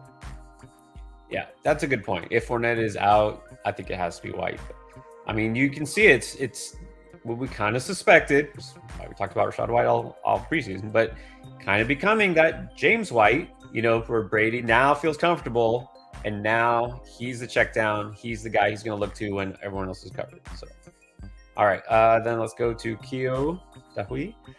James Cook or Najee Harris? Okay, I still got to go Najee Harris here. Again, there's just, I'm not ready to fully say that James Cook, the role James Cook had last week, is the role James Cook is going to have going forward. It could be, but again, it could be a game where it's like halftime and everybody's like, where's James Cook? Why isn't James Cook playing, right? Because it's not like, this wasn't like Rachaad White where Devin Singletary's been terrible all year and James Cook showed signs of being better. Like, Devin Singletary's been good this year. Like, as far as real life, he's just not getting a lot of work, but he's been good. He hasn't been bad. He's still good. So there's a chance that James Cook is not like in a 50-50 with Devin. Like, maybe it's 60-40 Devin Singletary this week, and everybody's like, why did they start James Cook? We know Najee is at least the guy. So I got to go with Najee Harris. Right. And I know I just said not too long ago, yeah, Najee is kind of a low-end RB2. Nothing great about him in this matchup, but at least I know he's getting the ball. It's not a great matchup for Cook, who may or may not be the guy, so I think you have to go with Najee. Eddie Davis. PPR, we need to run back in a flex. I guess a halfback, no fullbacks. Pacheco, Rachaad White, Deontay Foreman, DJ Moore, Hollywood, J-Mo. All right, well, finally one where I feel pretty confident about my answers. Unless Leonard Fournette is out. Assuming Leonard Fournette plays, then I'm going Foreman at running back because, again, it's a great matchup for him. He's going to get probably close to 20 carries. So I'm going Foreman, and then I'm going Hollywood Brown. You cannot start Jameson Williams yet. He played 11% of the snaps and had 1 target last game. Like, not even close to being in fantasy lineups yet. So for me, it's Foreman and Marquise Brown. Again, unless Fournette is completely out, then I'll play White over Foreman. I agree. Marquise Brown. And then, look, I could make an argument for Rachaad White over Foreman, even if Leonard Fournette plays, but look, it doesn't. Well, anyways. Yeah, Rachaad White is solid, but Foreman is the guy. Foreman and Brown are the picks. And then Royland, Roundtree Garcia, half-point PPR. Need a flex between Jeff Wilson, Slayton, Hunt, or Freiermuth. There's a name we haven't had in a while. Hunt. Kareem Hunt. I think out of this group, in half PPR, I will gamble that that they try to establish a run more, and it's with Jeff Wilson more than Raheem Mostert. Because it's such a good matchup. I mean, I would say Slayton if it was a better matchup and also have PPR. I mean, it doesn't hurt him too much because he's not a guy you're counting on to catch 7 or 8 passes. He's a big play guy, so it doesn't hurt him as much. But without that big play, he's not really going to get you anything. I'll go Wilson against the Chargers and hope he's at least the guy. Yeah, for me, it's between the first two, definitely. And like you said, if it was full PPR, I'd definitely go Slayton. Half PPR is where I hedge. Because if it was standard, then I'd say, well, then just go Jeff Wilson. So I feel like this is flip a coin territory. I really don't mind Slayton this week. I think he'll still be okay. And I don't necessarily expect Jeff Wilson, even if he does get involved, right? Even if he is the main guy, I don't necessarily expect him to really smash anymore at all. So I think I might just go Slayton personally. And then could you give a quick IDP strategy? Well, I'll just say about this with IDP, anything defensive, kind of like with team defenses, there is no like universal scoring system. It really depends on what the rules are, what the scoring is prioritized around, because there's some IDP, that give a point for a sack. Some give half a point. Some give 2 points. Also weigh interceptions and turnovers more heavily. Generally, though, you want guys, you want linebackers who get a lot of tackles, just rack up tons of tackles. You want safeties who rack up a ton of tackles, assuming tackles count for points in your league, which it should if it's IDP. So you want to go for the guys who are always around the ball, those linebackers and those safeties who rack up tackles on their team. And then, of course, for defensive linemen, who could get you sacks. That's it. You don't chase interceptions because you never know who's going to get an interception. You don't chase fumbles because that's such a random luck thing. So guys who make a lot of tackles and pass rushers who can get sacks. Hope that helps. All right, and then Raheem, Njoku, Hunter Henry, and then, okay, well, that's a whole nother thing. Let's do the tight end one first. Njoku or Hunter Henry? Again, I have Henry as a boom, but kind of like Jared Goff, he could also bust, right? Like, he's in a great spot. He's got Arizona. The boom potential is there, but so is the bust potential. I expect Njoku to be good. He's fine. Practiced all week. He's good to go. I'm starting Njoku over Hunter Henry. Yeah, look, I'm going to have Hunter Henry ranked much higher than normal this week because I usually don't even have him ranked in the top 20. But look, I know it is such a smash spot, but let's not forget Gerald Everett had that same smash matchup against Arizona and did pretty much nothing. It's not guaranteed because it's Hunter Henry. It's the Patriots. So, no, I'll go Njoku, take some sure points. And then Christian Watson over Evans rest of season. I mean, I almost think you have to. Like, Christian Watson is doing what we wanted Evans to do, and he's doing it week in and week out. And like, I can't find a reason to put Christian Watson on my bench anymore. Like, I can't. Like, no, like he's in my lineup. He's just in my lineup every week. Like, I'm not saying he's like a must start over like studs, but I'm just saying like as your wide receiver 2 or wide receiver 3 or whatever. So, right, yeah, I kind of think I go Watson over Evans rest of the season. Sadly, I mean, if I were to say Evans, I would be going against everything that I advise not to do, which is don't go just by name value, right? Don't care. Don't go by the jersey number and name. Don't go by where you drafted him or who you picked him. It doesn't matter. Like, who is being more productive right now? And who do you think, this is what you're really asking, is going to be more productive? There's no way you could say that it can't be Christian Watson. So I think Christian Watson over Evans. John, Tyler Boyd or DJ Chark? I guess this is a follow-up from before, so sorry if we messed that up, but Boyd or Chark?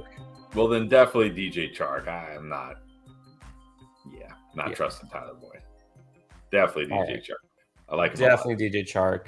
Yeah, because he was saying he got Devontae Adams, Tyler Lockett, and Devontae Smith. And I think you're good with those three. And then Chark would be your flex. Yeah. And welcome back to Stanley, always with us. All right, so Stanley got Dak or Goff? Same question.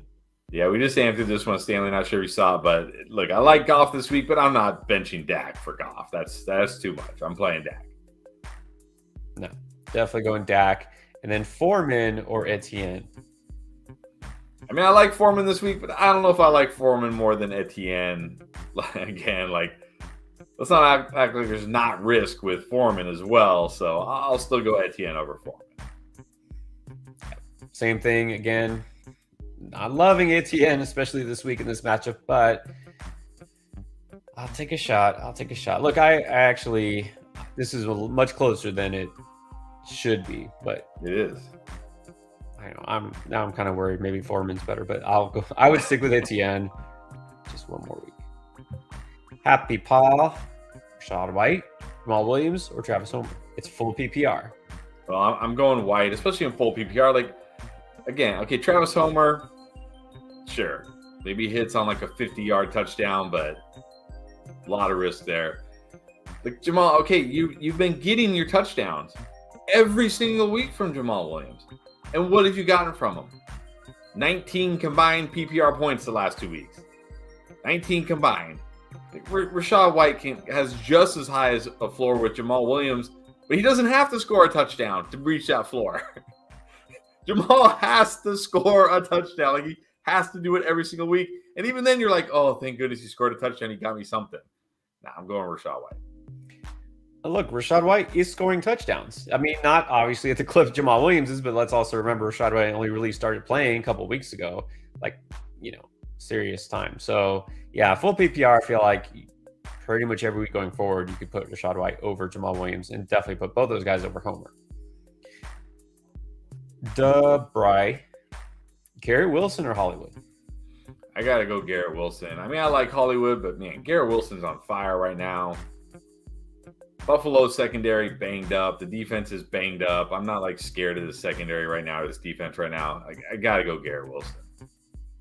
I feel like we're 1 week away potentially from putting Garrett Wilson in the no doubt, don't question it, must start.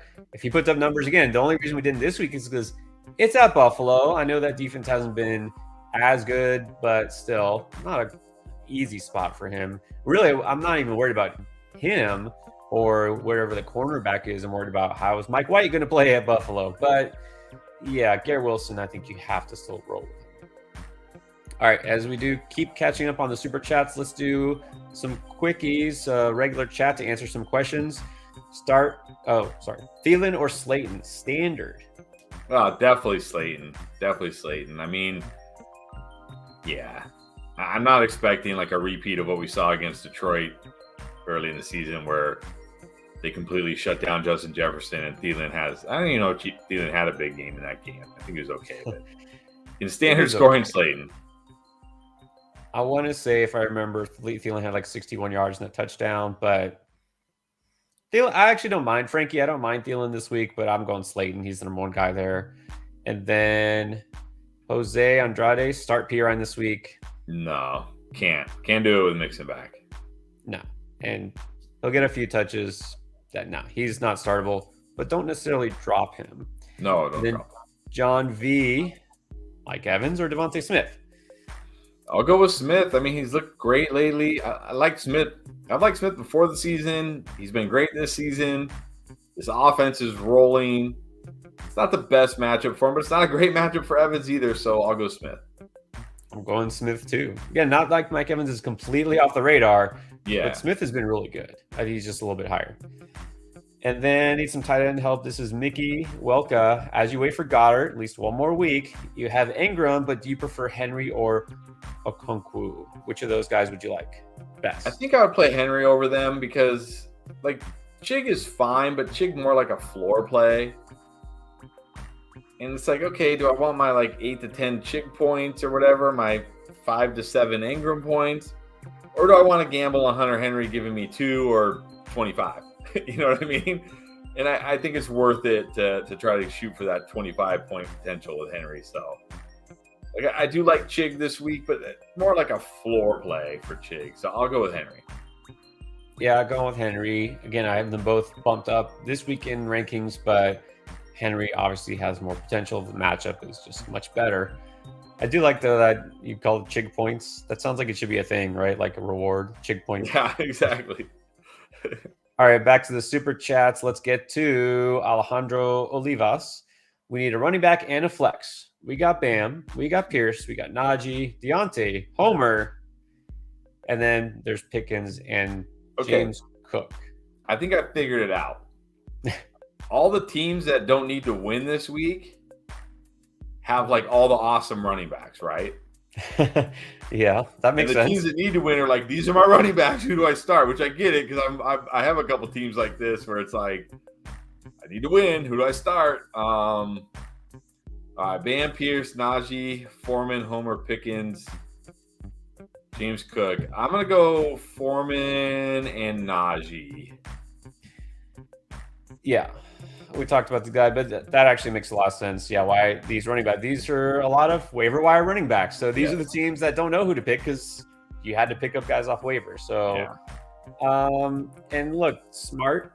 Look, all these guys are pretty much aside from Najee, and I guess Pierce probably wasn't a waiver wire pickup, but I like Foreman. Can't start Pierce. I'll go Najee too. And then, I guess Najee is the flex. Yeah. Over Pickens. Yeah, maybe Pickens, maybe the squeaky wheel treatment, but it's too risky for me. Yeah, we've been burned by Pickens, a couple weeks in a row now. So, yeah, let's see it. And then another question here. Pick 2 receivers and a flex. Gabe Davis, DPJ, Mike Williams, Bobby Trees, Chark, or Hunter Henry. Well, I'll say Mike Williams and Chark are the 2 I feel the best about. Yep.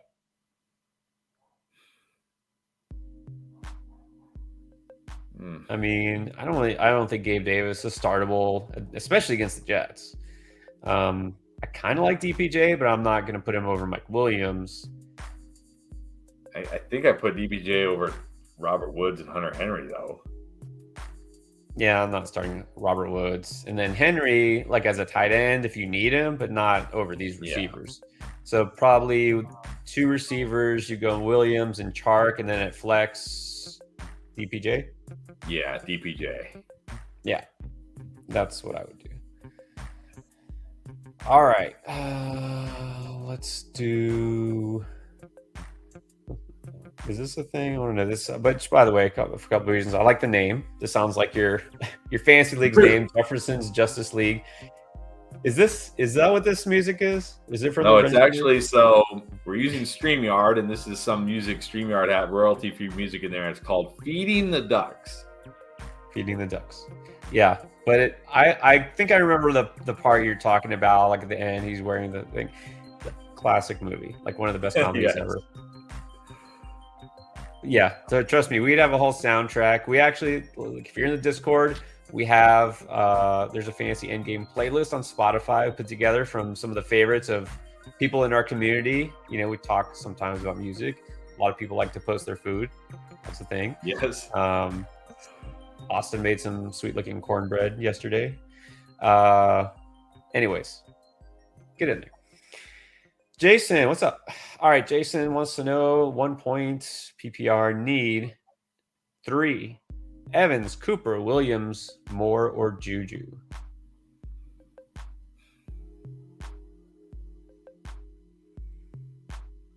You can't start Juju. No, Juju's the one I can easily eliminate. It's the other 3. It's kind of like where do I stand on Cooper and DJ Moore and Evans? I think out of these 4, I feel the best about Mike Williams, assuming he doesn't get hurt. Yeah. I don't know. I think, man, I don't know if I'm too worried about Cooper. I almost feel like he's the guy I might just scratch off the list. You know, he's got the hip thing. Yeah. That's one thing. But also, again, I know we already talked about him. Didn't have that chemistry yet. It's not going to be probably not going to be a good day for the Browns. I might just take a chance on DJ Moore because I don't hate DJ Moore's matchup too much. Yeah, that's kind of where I was leaning, honestly. It was Mike Will, Evans, and Moore. All right, so I'll just push you there. We'll go Evans, Williams, and Moore. That way there's no conflict, right? Yes. Dak or Murray? Gotta go Dak. Gotta go Dak for sure. Brady or Goff? I'm going Goff. I don't like Brady much at all this week, so I'm going Goff. How many weeks have we seen where Brady actually performed over expectation? At least our expectations. No, I'm going Goff too. 0? 0 weeks? Probably. Yeah. I'm going Goff as well. Dak for sure. And you're welcome, of course. Good luck to you. And then Ricardo Vera, Dameon Pierce, or Jamal Williams? And here I feel like Jamal. Yeah, you might have to go Jamal, right? I mean, really, we expect this could be a nothing game, like literally nothing for Dameon Pierce. He might get, because wasn't it the other day he got like 8 yards on 10 carries? Yeah, and that was a game where they got there was one game against Washington where he got 8 yards on 10 carries, and there was a game for who they played where he was completely game scripted out and he had like 5 carries or something. And that's what I'm worried about, is that he just gets completely game scripted out because Dallas is up 3 or 4 touchdowns and he's just not getting the ball. So I think you got to go Jamal. Yeah, it's really not a bad matchup, even though you see the Vikings record-wise are far superior to the Lions, but not a shutdown run defense by any means. Cowboys pretty much a shutdown everything defense these days. So, yeah, I'm going Jamal. And then welcome back to one of our most loyal viewers, Bear Camp Cabin Rentals. Always with us. We always appreciate you. And let's see, we need a flex. Deshaun Watson. That's right, he's got the super flex. Deshaun Watson, J.K. Dobbins, Jamal Williams. Buccaneers defense? You can flex a defense? Wow. Or Garrett Wilson. I'm not flexing the defense. Like no way. Garrett Wilson is the answer here. I know it's hard not to play quarterback, but I'm not trusting Deshaun Watson on the road against Cincinnati after looking absolutely horrible last week. Not trusting Dobbins first game back from injury. Maybe he falls in the end zone twice like he did earlier in the year, but that's what you're banking on. Jamal, fine, but Garrett Wilson. Garrett Wilson's got the upside. I'm going Garrett Wilson. I mean, look, if you have Garrett Wilson as a flex, that's good. That means you're pretty set at receiver probably. And if it's a super flex league, yeah, almost always you would want a quarterback, but not feeling it for Deshaun this week. I think going forward, I think you'll probably be okay with Deshaun, but we'll see. We'll see what happens this week. But again, especially as I keep saying, Amari Cooper is questionable. He didn't practice, I don't think, on Friday. I mean, that's another reason to worry about Deshaun Watson, besides just the defense. So. And then Corey B needs 2 running backs, 2 receivers, and a flex. We got Henry, we got Swift. I feel like you kind of have to start those guys. Yeah, you got to start. I know Henry's been underwhelming, but you got to keep rolling out with him. And Swift, I mean, you got to like what you saw from Swift last week. And I know he popped up on the injury report on Wednesday and everybody freaked out, but then he was a full participant on Thursday and Friday. And I don't even think he has the injury designation. And Connor against the Patriots, like, no thank you. No thank you. No. 2 running backs are pretty easy. Let's see. 2 receivers, we got Mike Evans, Hollywood, Devontae Smith, Mike Williams, and Lockett. Actually, this is pretty easy for me because I'll just go Smith and Lockett. I mean, I do like Hollywood. I do like Mike Williams, but there's more risk with those guys. I like Lockett a lot this week. Smith has been great. I think I'll just roll with those 2 guys. Well, the good news is we also get a flex, and I'm pretty sure it's going to be one of these wide receivers. I like Lockett. I feel like he's the safest by far and might have actually the highest ceiling and floor out of all these guys. And then Devontae Smith. Here's where it's tough. I'm actually going to say just no to Mike Evans compared to these guys. Hollywood or Mike Williams, only because there's that risk for Mike Williams. Yeah, I'd probably go Hollywood. Like we saw the first game back for Hollywood, 90% of the snaps had 8 targets or 9 targets, had more targets than Hopkins. There's always that risk with Williams, right? Let me see him get through the game unscathed first. So in this case, I'll go Hollywood at the flex. or Smith the flex. Whatever. I'll play those 3 wide receivers and those 2 running backs. Yeah, agree with that. You don't really need to risk it with Williams. And again, not just so he could get hurt again. You never know. Anyone could get hurt. But also competing now with Keenan Allen and Palmer and Everett for targets. It's not like the Chargers offense has really been lighting it up. Let's just be honest.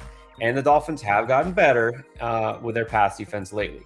Not quite the sieve that they were early in the season. Yep. All right, we have Mr. Tauscher 007. I like that. All right, pick 1 running back, 1 receiver, 1 flex. Pacheco, Homer, Walker, Cooper, Hollywood, Chark, Pickens. I should play them as you order, my lords. Wow. All right. Well, you can't play Walker. I don't think Walker's going to play, but even if he does, how good are you going to feel coming off that ankle injury? So I'm going to go, boy.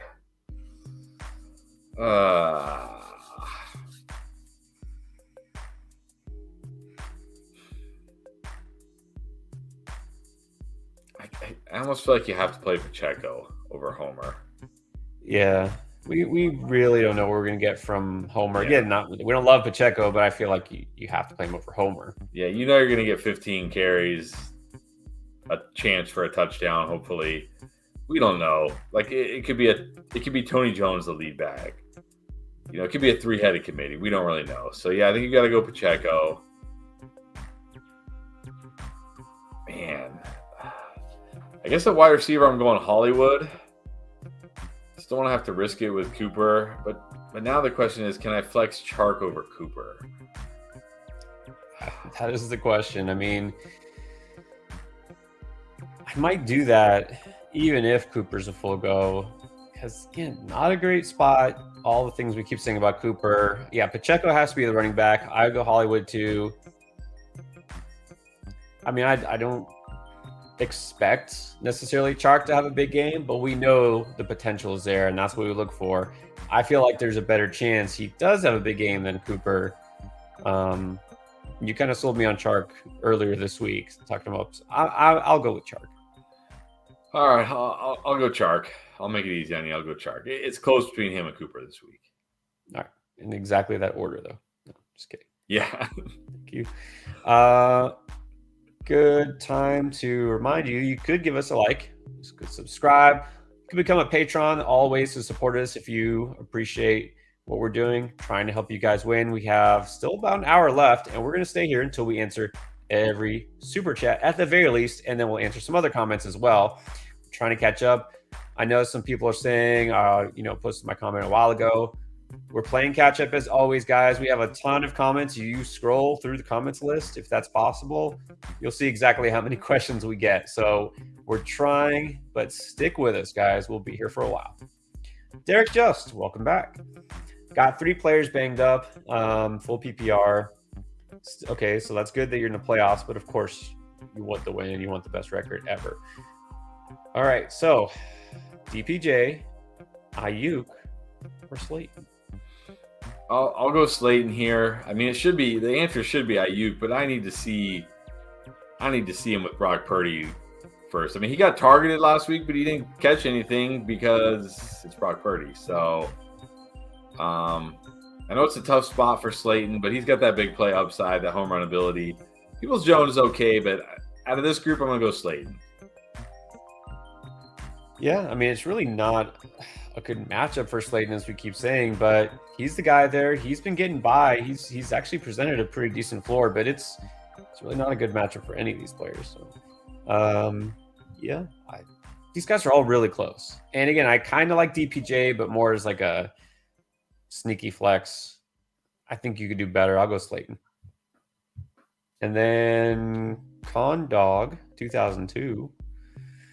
Supposed to ask White or Connor or Cooper for flex. Oh, this is an interesting choice. I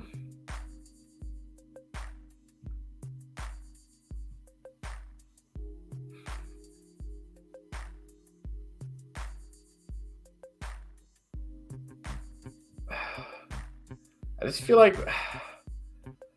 White and Connor, like, they have the floors, but they just don't really have big ceilings in their matchups. I mean, Cooper's got a tough matchup too, so it's not like mean, I think we can say no to Connor. So Yeah. it's White or Cooper.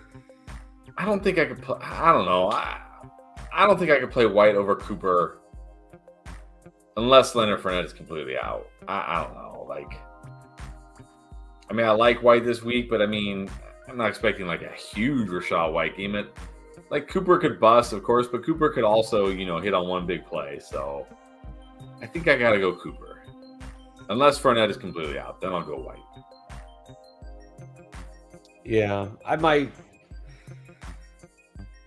be stuck too much on some negative recency bias with Cooper because I feel like I really kind of just don't want to play Cooper this week. Maybe it's partly because of the injury too. I don't know. I might go White. I might just go White. So if it were me. And then as a kind of follow-up, we talked about Ayuk not too long ago. People saying it's supposed to rain, maybe bad weather in San Francisco. Does that just push you off Ayuk more? No. When was it? It was the first Mike White game, I think. Or maybe it was last week. Might have been last week. I'm old. I can't remember. But anyways, they're like, oh, the rain wherever the Jets were playing. I forget it was at home or it was on the road. Oh, it might have been that game when they played Cleveland. And it's like, oh, the rain is supposed to be so bad. And people were so terrified. And then Garrett Wilson had a huge day. Mike White had a huge day. And people were like, why did I fade these guys for the rain? Rain has no impact on the game. Like, unless it's just like crazy, pouring, sloppy, like the field's all sloppy and nobody can run. But in just regular rain, it's fine. Like it's more like wind that I really care about. So I don't care if it's raining a little bit in San Francisco. No big deal to me. Yeah, that's not going to really be a big factor. I haven't heard it's going to be, like a tsunami or anything. So since you gave that helpful information, let's answer this question. Evans, White, or Devontae Smith? I'll go Smith here. I feel good about Smith. You gotta like what you're seeing from Smith lately. Yep, definitely going Devontae Smith. Although I could convince myself to start Rachaad White. No, I'm just kidding. All right. I thought I was high on Rachaad White. Jeez. Hey, if Lenny is out, but we'll see. All right, Chris Poo 44. Chig or Hunter Henry? Kind of talked about this earlier. Yeah, go Henry for the upside. I mean, yeah, Chig gives you the safer points, but Henry has that upside. Yeah, agree. Go with Henry. Let's see what happens with him. All right, Ali H. What's up? Welcome back. What's up? All right, for full PPR flex, there's that man again, Rachaad White, Mostert, McKenzie. Got to go White out of this group. Mostert, we don't really know. McKenzie, yeah, it doesn't really do it for me. Got to go Rachaad White. Even with Leonard Fournette, got to go Rachaad White. And then would you drop Mostert to stash a guy I did mention a couple weeks ago? That's Trent Sherfield. I mean, I think I'd rather just stash Mostert because, he's only first of all, he might not even be a Jeff Wilson injury away because he did get, Jeff Wilson only had like one touch last week. Now, I don't know if that's going to continue, but there's at least a path for Mostert being the guy even without a Wilson injury. So I'd rather hang on to Mostert. And that's the thing is, if you're looking for a stash or like a handcuff, go with the running back because they're sort of much harder to come by. You know what I mean? So yeah, I would keep Mostert still for now. And then wanting to know the best way to contact us. Well, the best way is actually probably on the Discord because if you join there and then you can DM, and people do that all the time. Of course, as patrons, they can send us direct messages. So yeah, I would just say join the Discord if you're not already on there, and then just you can message either or both. Also, sort of weaning myself off of Twitter, joining Mastodon. I suggest everybody do this. Everybody. All right. I think we have to answer to Shrek 2 on DVD. Where else would Shrek 2 be? Purdy or Tannehill? I'm hoping this is a super flex league. Well, I mean, I actually have this exact decision against you in our Superflex King League, and I'm definitely playing Tannehill. I mean, I did pick up Brock. It's Superflex League. I did pick up Brock Purdy off of waivers, but let me see him. Again.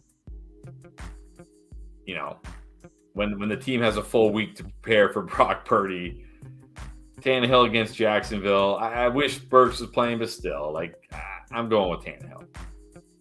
Yeah, people are excited about Purdy because he's the shiny new toy, right? He's his thing, but they're not going to ask him to throw the ball too much. I think as much as Tannehill is really unexciting, I guess just go with Tannehill. And then is Dorsett a sneaky flex? Sure, anybody can be a sneaky flex, but I think we prefer Chris Moore. Yeah, definitely prefer Chris Moore, but yeah, he's a sneaky flex for sure. Steven Contreras just saying aloha from Hawaii. Aloha. Awesome. You're not too far from you. Definitely closer than me. Yeah. There's a bit of an ocean between us, but yes. Relatively speaking. All right, and then let's go to Jay Leoka. Gabe Davis, Pickens or Chark? Definitely Chark for me. I think people kind of forgot about Chark because he was out, and then Amon-Ra was doing his thing, but he looked good last week. It's a even better matchup this week. I like Chark. Gotta go Chark. We say Gabe Davis has done mostly nothing. Bad matchup. Pickens has pretty much done nothing the last couple of weeks. Gotta like Chark's spot this week. And then Robert Mitchell. Welcome back, Robert. We appreciate you. So we need between Henry, Bellinger, or Kendall Hinton in what I'm hoping is a really, really deep league in my flex spot. I'm assuming that's Hunter Henry. I'll go with Hunter Henry. Bellinger is fine, but again, Bellinger's like a guy, okay, I'll get my 7 or 8 points. We can do better. Hinton, who knows what we're going to get from Hinton. No, thank you. I'll chase the upside of Henry. I'll go with Henry. I don't even want to start the number 1 receiver in Denver. Yeah. Definitely not going to start the guy who's a 3 or 4 or whatever he is. Yeah, Kendall Hinton. No. Bellinger is fine for a tight end. I think he'd get you a few points, but this week he definitely chased the upside of Henry just because of the matchup. So good luck.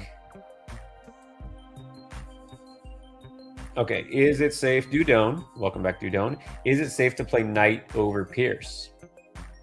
Sadly, I probably do. Look, maybe I'm too low on Pierce, but last week was supposed to be the week, and I know point-wise he did okay, right? Because I think he caught 3 passes, and what did he get, 11 or 12 PPR points or something? But man, that was Cleveland. There's only 2 defenses that are better matchups. That's Houston and the Chargers. That's it. Those are the 3 best matchups. Now it's Dallas. They're going to get rolled by Dallas. He's probably going to get game scripted out. I'm playing Knight over Pierce. Me too. At least, don't love Knight this week. Again, Michael Carter could do something too, but yeah, Pierce is kind of just unplayable. And then Larry Pickard. Yep, remember Larry? He's been with us for a while. Good evening. Got half point. Pick a flex, Juju or Lenny. Assuming Lenny plays, I'll still go Lenny because we see like we talked about with White. He's going to catch a bunch of passes. If they get to the 1 yard line, he'll probably come in. He's like Jamal. He'll probably come in and score the touchdown. So Juju, not liking Juju against Denver. No thanks. I'll go Lenny. He's kind of like the Dameon Pierce of running wide receivers these days. Hasn't done much lately. Terrible matchup. Put Lenny in, but just be prepared. Just in case he's a late scratch, you might have to pivot. So just be prepared. Es oro o oro? I don't know. All right, so 1 running back, 1 flex. We have Connor. We have Rashad. We have Garrett Wilson, James Cook. I mean, I think you got to start Garrett Wilson. Yes. I've got to try really hard to not put Garrett Wilson in my lineup this week if I got him. And then I know Connor gets the usage, but man, against New England, one of the best run defenses. I think they're number 2 right behind San Francisco. Yeah, he definitely needs to fall in the end zone to give you anything. I'm going to go with Rachaad White. Completely agree. White and Wilson for your running back and your flex. And then a quarterback, you can have the social media quarterback, or you could have the most accurate quarterback in the NFL. Wait, why is Herbert the social media quarterback? What did I miss? Ask Emmanuel Acho. He's on the thing. He's a whole thing. He rants about how Justin Herbert's so overhyped because social media loves him because his personality or whatever. And anyways, the point is Herbert or Tua. Well, I'm going Tua this week. On the other side of that, he's got the better matchup out of the two, and he's also got Tyreek Hill and Jalen Waddle. So I'm going Tua. I'm going Tua for sure. All right, another weather question, but this is interesting. Okay, Round Betty wants to know Josh Allen in what could be bad weather or Burrow in good weather. Yeah, I'm not worried about the weather. I got to start Josh Allen. I'm not bent. I think the only I'd probably play Jalen Hurts over Josh Allen. Is there anybody else I'd play over Josh Allen? Not this week. You wouldn't play Mahomes. Yeah, I won't play Mahomes over him this week. Yeah, that's it. Yeah, I'm going Josh Allen still. I do like Burrow a lot this week, but I'm still going Josh Allen. Well, what I'm worried about, if anything, with Josh Allen is the UCL. I mean, we're hearing he's saying it's still an issue. Could be an issue all year. I mean, obviously he hasn't been as good lately, but that started before the elbow got banged up. Anyways, it doesn't matter because he runs. That's why he's an elite fantasy quarterback. So I'm still going with Josh Allen. Sure, Burrow could outscore him, but if I'm not making a decision based on the weather. And then we got Jordan Brace. Appreciate you. I need a running back 2 and a flex. We got Jeff Wilson, Najee, Rachaad White, James Cook, Amari Cooper. I'm going to go White and Cooper. I don't think I can sit if you're going to talk about risky running backs like Jeff Wilson or James Cook or a running back like Najee who's in a tough matchup, I'd rather just gamble on Cooper, I think, in that case. So I'm going to go White and Cooper. Well, and here's the thing. He's saying it's an 8-team league. Obviously, hit hard by buys. I'm guessing your options are usually better. All right. In that case, yeah, you have to go for the guys with the upside. Yeah. Jeff Wilson, too risky. James Cook, he's not massive potential type of player. I go Rachaad White, Amari Cooper, too. This is an exception I will make. All right, and then we go to Louis C. All right, so which jet you like, running back or receiver? This feels really close. Maybe am I too high on Davis and too low on Knight this week? Maybe. I think you're leaning the same way I'm leaning. Go for Davis. I'm leaning Davis, actually. I think they're gonna have to throw the ball a lot. We had 10 targets last week. I think I'm leaning Davis. I am too. I mean, obviously you don't love the matchup for either of these guys, but look, I will say Corey Davis, he's going to have his ups and downs. We know this, but I think you've got to assume the Jets are going to, again, like last week, have to throw the ball more than they can afford to run it. When Zonovan Knight got all this action, yes, he did get a fair amount of carries last week, but again, Michael Carter's coming back. That's going to at least a little bit eat into his potential production. And then Corey Davis, just want to pull up the stats here because we might have forgotten. Last week, 10 targets, 5 catches for 85 yards. That's pretty good. And before that, I really didn't have history with Mike White because he'd been hurt. Mike White just started playing, so I'll go Corey Davis. Wet shoelaces. At QB, Huntley or Goff? Win to get in. Gotta go with Goff. I'm not banking on Huntley if I don't have to this week. Both risky, but Goff at home against Minnesota. Just feel like he has a lot better potential. I'm going Goff.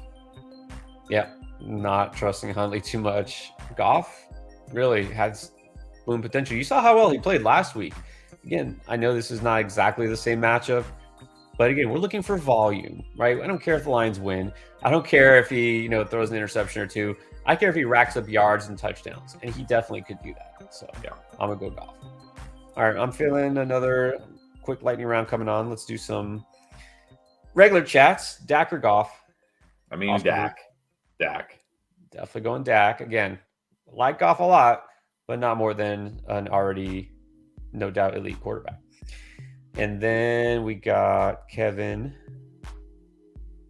Blackman, Gus, or Elijah Moore.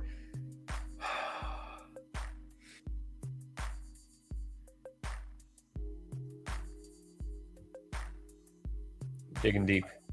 Yeah, I think I gamble on Elijah Moore. I mean, he did have 6 targets last week, so at least. But I mean, Mike White also threw the ball 50 times, so could again.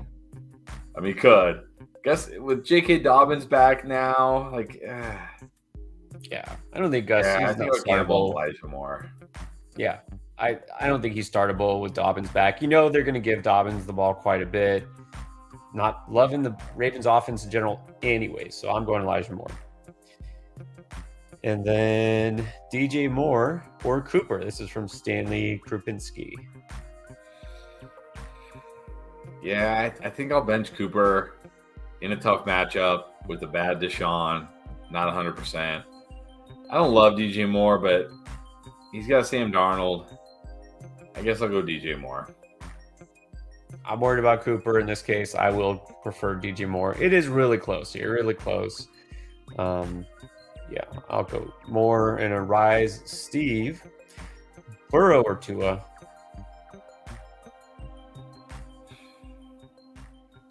I think I gotta go Burrow. I do like Tua this week, but I still gotta go Burrow. I mean, he's been on fire. Jamar Chase now fully healthy. It's Cleveland. I'm going Burrow at home. Going Burrow. I'm going Burrow too. Should be a really nice game for the Bengals offense. Jamar Chase is back. No reason to worry about Burrow. He's a must start. Tua's not quite there yet, but Burrow is pretty much a must start. And then Terry R. Zeke, Barkley, or Dalvin Cook, pick 2. Well, I don't care if Barkley's not 100%. I mean, I know Zeke. I know it's a good matchup against Houston, but I can't start him over either of those guys. So if Barkley plays, I'm going Barkley and Cook. Barkley would have to be completely ruled out for me not to play him. You're starting Barkley and you're starting Cook. Yeah, I get Zeke is in a great spot, but you're not sitting studs just based on the matchup. Okay, and then back to the super chats. We got another one from Anthony Summers. Thank you. Pierce, Jameson Williams, or Pickens at the flex? Man, I think I got to go Pickens. Cannot start Jameson Williams yet. You want to hold Jameson Williams? That's fine. But again, 11% of the snaps last week, 1 target. Cannot be in any lineups. Unless you're just having fun. Then you can throw him in there for fun. But if you're trying to win, you can't play Jameson Williams. Again, Pierce, I'm just really worried about Pierce being completely erased from this game like we saw a couple weeks ago. I know Pickens hasn't been great, but at least Pickens, he has that upside. And I'll go back. Let me look at Pierce. So it was that. What is this? Come on, sleeper. So it was that game. It was that Miami game where he got 5 carries for 8 yards because they got completely rolled by Miami in that game and they couldn't run the ball anymore. That's what I'm worried about in this game. It's another game where they just get rolled and they can't run the ball. And now he's dead. And now you're just watching your phone and his scores not changing. So I'll gamble on the squeaky wheel. It's a good matchup for the Steelers passing game against Baltimore. It's a tough run defense, not a good pass defense. I'll gamble on Pickens. Yeah, I mean, Pickens is the only one of these 3 that even has any real upside. I mean, Jameson Williams is not startable. He's not. It's okay if you really want to stash him. He could start to get more involved. He could do something at the end of the season. Odell Beckham just dropped. Nobody should be rostering Odell Beckham. Yeah. Just don't. especially now. Like I've been saying this for a couple weeks now, but at this point, there's no excuse. All right, but anyways, yeah, Pierce is really not startable. Go with Pickens. And then here's a couple Garrett Wilson questions before we get to the next super chat. Garrett Wilson or Chris Godwin?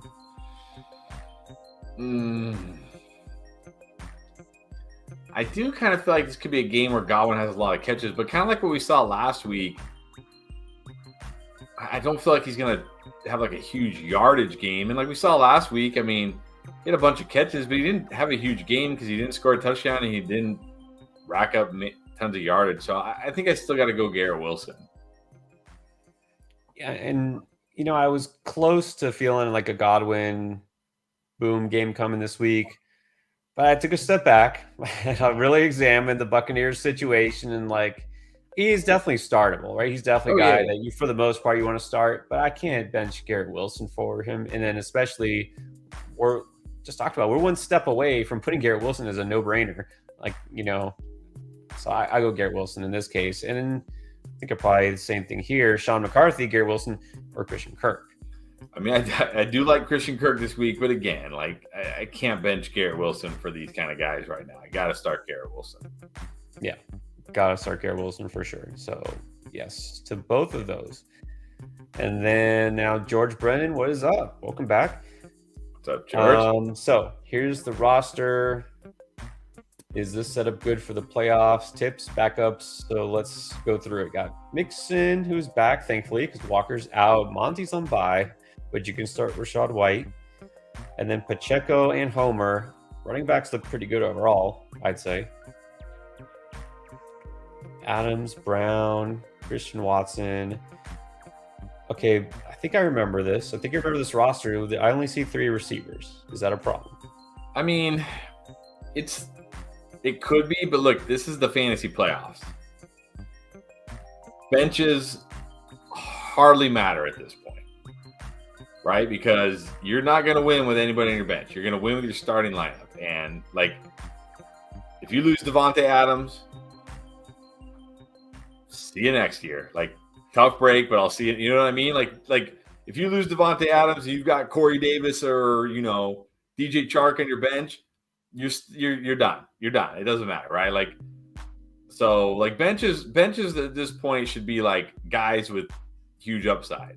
Alexander Madison, you know, handcuff running backs, you know, guys like that. And then, like, you know, there's no point in like putting a guy like, you know, so I don't really care that you only have 3 wide receivers because there are 3 good wide receivers that you're starting every single week who have tremendous upside, and that's really all that matters. So I mean, yeah, I hope you have some wide receivers on your bench, but you're gonna live or die by these guys anyways. And if they, you know, so it's a good team. I mean, you got Mixon, you got Walker. Hopefully he's back next week.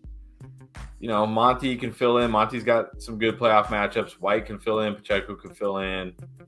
I like that you have Schultz and Njoku because you can potentially play matchups there. You can see how they look. I like that. So I think, yeah, it's a good setup. Yes.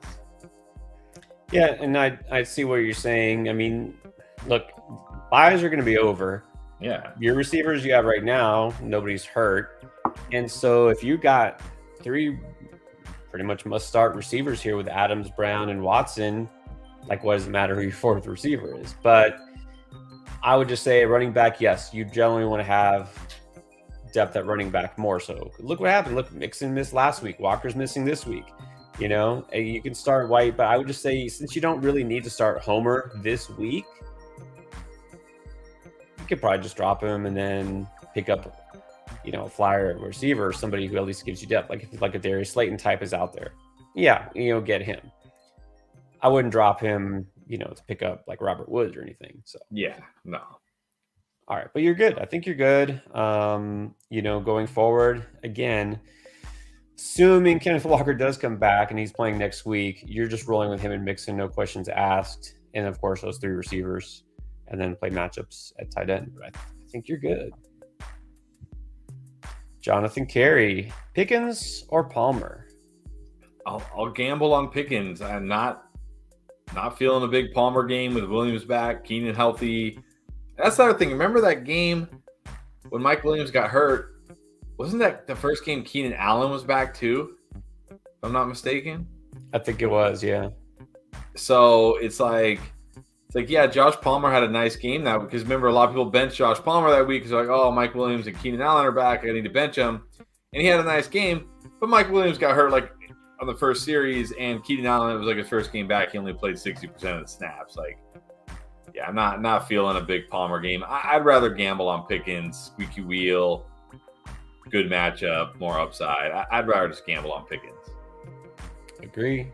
Talk about upside. Who's got the upside? I think this week it's Pickens. Look, there's no guarantee Pickens does anything because he hasn't done much of anything the last couple of weeks. But I'll take this chance.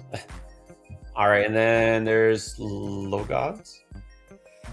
KJ Osborne or Dobbins at the flex. Okay, I'm gonna say this about KJ Osborne this week. Detroit does struggle against the slot, and Osborne has been the guy playing. I mean, Jefferson will play his share in the slot, but Thielen hasn't been playing a lot of slot this year, which is probably why he's struggling.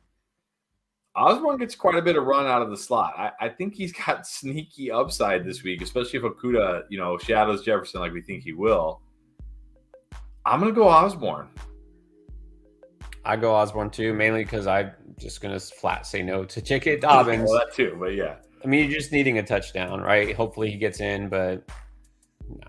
I'll take the shot on Osborne. The matchup is favorable, like you said, so I go Osborne. And Anthony Summers, yet again, Pierce or Homer? I'm going Homer. I'll gamble again. I just don't. Just so worried about Pierce this week. Like one of those games where he just barely touches the ball and he's just game scripted out by the second quarter. So I'll gamble on Homer. There you go. Same thing. Again, not assuming Homer's going to smash this week, but I think we're more assuming, look, if we still did busts, we used to do busts every week and say, God, and people don't want to hear about busts, I guess. So yeah. If I had to pick a bust, it would easily be Dameon Pierce would be one of them. I know you two would be fighting to see who got that one first. All right, VMega78, what is up? All right, starting Cousins and Jefferson, Keenan Allen, Stevenson, Sanders, the Muth. Who are we flexing between Jeff Wilson, DK, Chark, Bam, or Cook? Yeah, I can't bench DK Metcalf. I mean, unless we hear something that like he's testing it out before the game, he might be limited. I can't bench DK Metcalf. He's been so good, and it's not like a smash spot for this passing game, but it's not a spot to be worried about. So out of that group, I'm starting DK Metcalf. Now I'll say if for some reason we do get a report like he's going to be on some kind of snap count or the hip is really an issue or he's not going to play or whatever, which I don't think, then I'll go Chark, but probably playing DK Metcalf. Yeah, and so I'm trying to look it up, and it says that Pete Carroll, I guess this morning, said that Metcalf is ready to go. Yeah. So there you go. I mean, DK is going to play. I'm playing DK. Chark is interesting, not over a guy like DK Metcalf, who's just a stud. And I think you're good everywhere else. I wouldn't switch anything out. So yeah, at the flex, go DK for sure. Wait, where is it? I feel like this is a troll. I want to see. Get caught on TV. Should I start AJ Brown? Is that Austin? Yeah, must be. Yeah, yes, you should start AJ Brown. Yes. Although be prepared for his 5-point game because it's not the Titans and he just scored a bunch and had a huge game, and that's kind of what he does. Like, okay, I can take this week off now. You never know. But yes, we are advocating starting AJ Brown this week. In fact, I think we put him back in the must start. So it's funny, like it's not like we ever said don't start AJ Brown. Right. We just didn't have him in like the no doubt, just put him in your lab and don't think about it type of thing. Had him ranked slightly lower than some other wide receiver ones, but yeah. And here's good life advice, at least for this year. Yes. Just this year. Next year, who knows? We'll see. We'll see next year. But yeah, if you can help it, don't play Broncos. I have the feeling the quarterback might be in the same situation. I don't know. Ryan McKnight, Amari, or Lockett? I like Lockett a lot this week. I won't risk it with Cooper being banged up in a tough matchup with Deshaun Watson. I'll just play Cooper this week. I'll just play Lockett this week. Yeah. Yeah, he said Cooper. I was like, what? No, yeah, Lockett. Yeah, Lockett. Lockett he's been remarkably consistent. That's the thing with Lockett. You all boom bust, but man, with Geno, he's been really consistent lately. Been going off, set and forget pretty much for the most part. I know Cooper. A lot of weeks we'll have Cooper higher, but not this week. Not this week. All right, so guys, we are typically about a half hour left. Couple of reminders. Take this off for those in the late crowd. You can join us on Discord, and you can ask your questions if you missed, if you don't get your question answered. You can ask questions in Discord at any time. We're on there every day. Our awesome Endgame community is in there. A lot of smart guys also helping us answering questions as well. Get their opinion. You can throw polls in there, all sorts of stuff. Link is below. Check it out. The Discord. It's free. Not free, but definitely worth it is the Patreon. So patreon.com/fantasyfootballendgame. And that's something, there it is again. So patrons will join us tomorrow morning, 2 hours before kickoff. We do this, but just with them, and we answer every question they have. Not just one or two, but it's a whole session where we just sit with them. And that's something you can get for, I think, the very reasonable price of, what is it these days, the going day rate these days, $4.99 for the low. Yeah, there's different tiers, but yeah, for just $4.99, you can become a patron or patron or whatever they're called. So check that out. And of course, hit the like button, hit subscribe if you haven't already, and hit the notification bell that tells you when we're going live, because we do live streams Tuesday night, Saturday night, Sunday morning with the patrons, and Sunday night with instant reactions. So we'll be on here again tomorrow. So don't miss that. All right, let's get back to some questions. Manny wants to know Geno or Herbie. Yeah, I'm going Herbert here. I think Geno's fine this week, but it's not like the best matchup for Geno. And I do think the Chargers will have to throw a lot. He's got Mike Williams healthy, hopefully. Keenan definitely healthy. He's got Everett. He's got Palmer. He's got Eckler. He's got weapons. I'm going Herbert. Yeah, I'm going Herbert. Again, when you compare him to like a Burrow or a Tua, then I might lean the other way. But with Geno, even though Geno's been really good lately, yeah, I think in this particular matchup, I go Herbert. Okay, I'll try to find, and also, by the way, as we go through these questions, again, if the super chat shows up, don't worry, we will absolutely answer it for sure. But for the regular comments, we're going to try to find some from players we haven't talked about.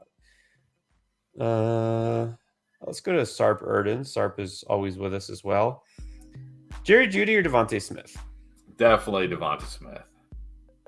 Easily Devontae Smith. Don't forget rule number 1. Yes. Yeah, but even so, it's not just that. It's Devontae Smith for sure. All right, let's see. Isaac Marr. Cook or Pirine? Yeah, can't start Pirine with Mixon back fully clear. Remember, Mixon was just a concussion, right? It's not like he's coming back from an ankle or a knee or a hamstring where he might be limited. It was a concussion. He's fully cleared. He's going to play his usual amount of snaps, get his usual amount of touches. It's got to be – I'm assuming this is James Cook. Obviously, this Dalvin Cook is definitely Dalvin Cook, but it's got to be James Cook over Pirine. Yeah, either way. Pirine not startable because Mixon's in. Pirine might get a few touches. He doesn't have standalone value. So don't start Pirine this week. Here's a tough one. You got CD, Waddle, Higgins, and Godwin. You can only start 2 of them. It's got to be CD and Waddle, I think. I mean, I do really like Higgins, but I think if I'm going to bench one of those guys, like Godwin out of this group for me is a pretty easy bench. CD's been on fire. That offense has been on fire. I know Waddle let down last week, but that's because he's kind of banged up. But I don't think he's got an injury designation. I think he's good to go. And again, the Chargers defense banged up. So I'm going CD and Waddle. Yeah, CD must start. Well, I mean, those first three guys we say are must starts, but obviously you can't. Godwin is the odd man out. And then if you have to pick one to bench, this week I will go Higgins. We think that Chargers-Dolphins game could be a shootout. That's what a lot of people are expecting. Chargers defense is not that great. The Browns on pass defense, they're okay. They're not great either. But again, you would think that maybe Cincinnati doesn't have to pass the ball quite as much. So, I like Watt a little bit more than Higgins. And then our man Quinn Van Galen, who is going to go from worst to first, at least we assume. All right, got the W. Awesome. Need one more to sneak into the playoffs. So, Njoku or Schultz? Let's do that first. Man, that's a tough one, actually. I think I'm going to go Schultz, though, because at least, we know Schultz with Dak. We haven't seen Njoku with Deshaun yet, right? Because he didn't play last week. Exactly. So I feel a little bit better about Schultz. Yeah, Schultz, again, it's a great matchup. I know the worry that, they don't have to throw him. I don't care. It's the Houston Texans. Schultz is good. Dak is good. Go with Schultz. Njoku does carry risk. I like Njoku better than some of those other streamers, like an Ingram types, but I wouldn't put him over Schultz. That's too risky. And then would you put Devontae Smith and Garrett Wilson over Mike Williams? This week, yes, because again, I have Mike Williams in 3 of my leagues. I started him the last time he came back. Maybe I'm still burned from that, right? Maybe I'm like, oh man. But you have 2 good options with Smith and Wilson. It's not like you're putting in, terrible guys. So in this case, I would keep Mike Williams on the bench. Let him get through the game unscathed, looking healthy. And then next week, when you're in the playoffs, which you will be, then you can start him.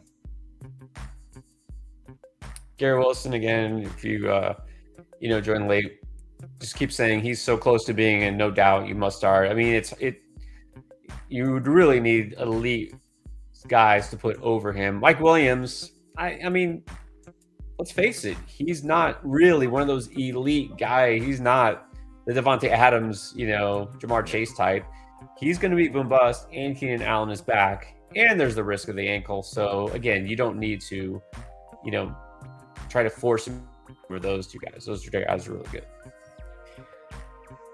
All right. And of course, good luck. You're going to take home that W. Gage Krumloff, 12-man PPR, top scorer, playing for the bye. Nice. All right. So he needs a quarterback, wide receiver 2, and a flex. At quarterback, Geno or Goff? I mean, I really like Goff this week, but I'm not playing him over Geno again. Goff could boom, but Goff could bust. So in this case, I'm going Geno. And also, I do think it kind of matters. You're saying that you're already the top guy. You're just playing for the bye. You're not a guy who's needing this huge boom week. You're not down big after Thursday night. Not that anybody is, but you know what I mean? You go with the guy who's just rock solid in Geno. You don't need to take this flyer. At wide receiver, there's Pickens or Slayton. Oh, man.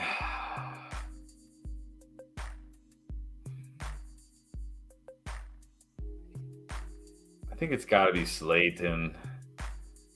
This is so disappointing with Pickens. I really thought Pickens would turn it on here down the stretch with these easy matchups, and it's just not happening. So both kind of boom bust guys, right? But at least one guy we know is getting the targets and has the potential. The other guy is needs a squeaky wheel. So I'm going to go Slayton. You have to chase target share. I mean, that's what you have to do. Pickens hasn't been getting it. Go Slayton also. And then Rachaad White or Etienne. Yeah, I mean, definitely reasons to be concerned about Etienne, but it's not like Rachaad. Again, I think I answered this earlier. If Leonard Fournette is completely ruled out, then I will go Rachaad White. But that's the only way I'll play him over Etienne. Otherwise, it's Etienne. And that is very much in play because, as you said earlier, this injury for Fournette, it's a new one. It's a foot, I think, and Yeah. he's also had a hip. And I mean, he's getting worn down. Like you talk about, like Derrick Henry and these guys, all these carriers getting worn down. I kind of feel like that's what's happening to Fournette. He's starting to break down a little bit. So, yes, if Fournette does not play, it's Rachaad White, but otherwise, probably lean Etienne right now. Also, it's weird that a guy who was like 20 plus pounds overweight and then tried to crash diet before the season is now having like issues with his hip and foot. That's weird, but who knows? Who would have saw that coming? No one saw that coming. Insert cake eater emoji. All right. Omar Rios, Hunter Henry, Greg Dulcich, or the Muth? I gotta play Freiermuth. I just feel like Freiermuth is one of those guys. He's like Dalton Schultz. Like, I don't know who else, but one of those, like David Njoku when he's healthy, like one of those tight ends that if you have him, you just put him in your lineup and you take what you get. Yeah. He's been getting the target share that's been pretty consistent, what we kind of wish George Pickens would get.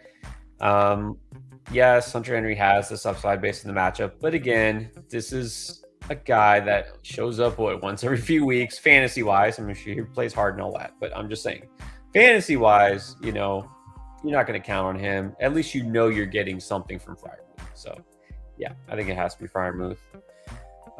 Jacob actually thinks Pickens is going to smash this week. I mean, there's certainly a path. I mean, if you believe the squeaky wheel, although this week Pickens has said all the right things, like it's not a big deal.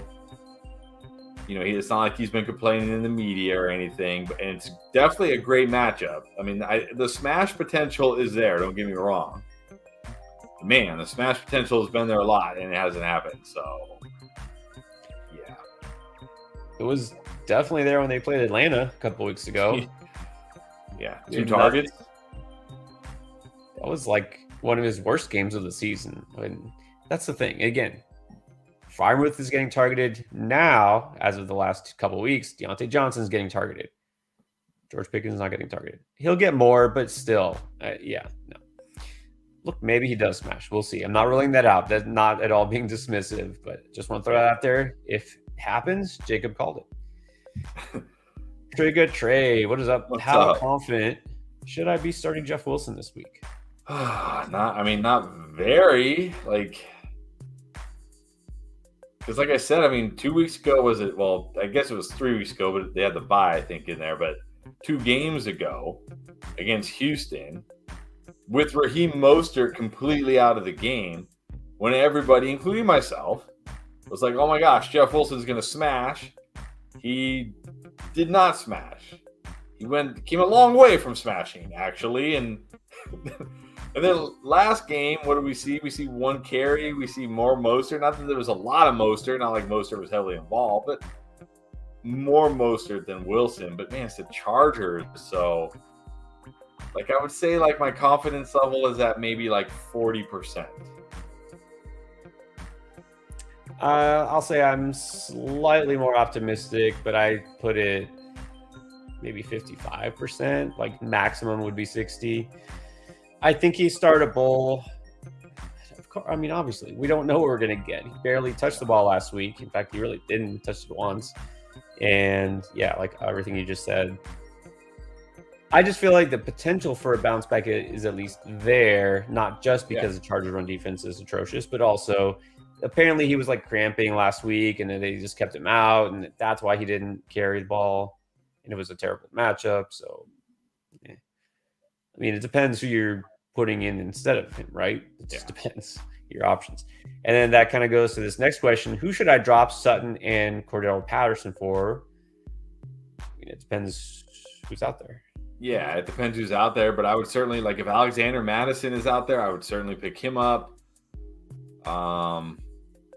Because again, it's the fantasy playoffs. I'm assuming you're going to be in the playoffs. Because if not, then then there's no point. You might as well just hold on to Sutton and Patterson and not even worry about it, right? You're not going to play Sutton or Patterson more than likely. And at least with Madison, you pick up a guy like Madison. If something happens to Dalvin Cook this week, Alexander Madison's an every week must start running back. Like, you will absolutely start Madison over Jeff Wilson every single week, like, no doubt about it. So if a guy like him is out there, I would definitely pick him up. There you go.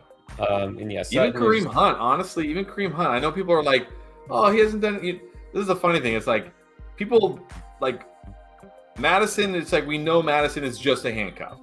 So we forgive Madison for doing nothing all year. And we say, yes, stash Madison. Oh, yeah, stash him. We drafted Kareem Hunt to help us. He's been terrible. And like, I'll see this question in the Discord and people are like, can I drop Kareem Hunt? Like, yeah, you can drop Kareem Hunt. I'm like, would you drop Madison? Because they're basically the same guy, right? Like if Nick Chubb goes down, Kareem Hunt is going to be the lead back on that team. So like, yeah, even him. Like if Madison and Hunt are on your waiver wire, I would drop Sutton and Patterson and pick both those guys up for sure. There you go. And I was say Sutton is clearly droppable at this point. I mean, what are you missing? Yeah. And then we did have this earlier, but maybe you didn't hear. And since you just put this in the chat again, let's just answer it again. MSC Braces asked to pick two. I think we said Dortch and Westbrook Ikine.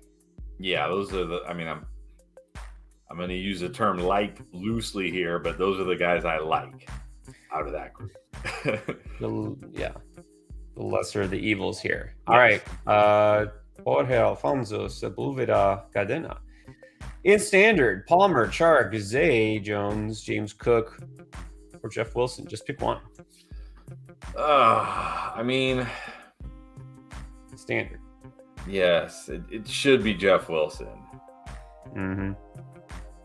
Because it's standard scoring. Although, I mean, look, you could definitely say Chark. I mean, just yardage. That's the thing, though. Even the standard, like, because Chark isn't a guy that's going to catch 7 or 8 passes, get you like 60, 70 yards, and maybe score a touchdown. Chark's a guy who might catch 3 or 4 passes, get you, 70, 80 yards with a touchdown. Or he might catch like 1 or 2 passes for 30 yards and do nothing, right? Like, that's Chark. Which is standard scoring is fine. It's fine. Like, you don't need a guy that catches a bunch of passes. But I just think because of the matchup,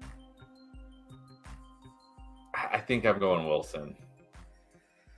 It's between those two guys only, Wilson or Chark. Probably still lean Wilson. And again, and had someone, Jacob, chimed in saying they gave Mostert the opportunity because he was talking smack to the 49ers. He was the one, and they want to give him a chance to. I don't know about that. Now, like Jeff Wilson also played for the 49ers. He only got 6 touches? Yeah, it's not like.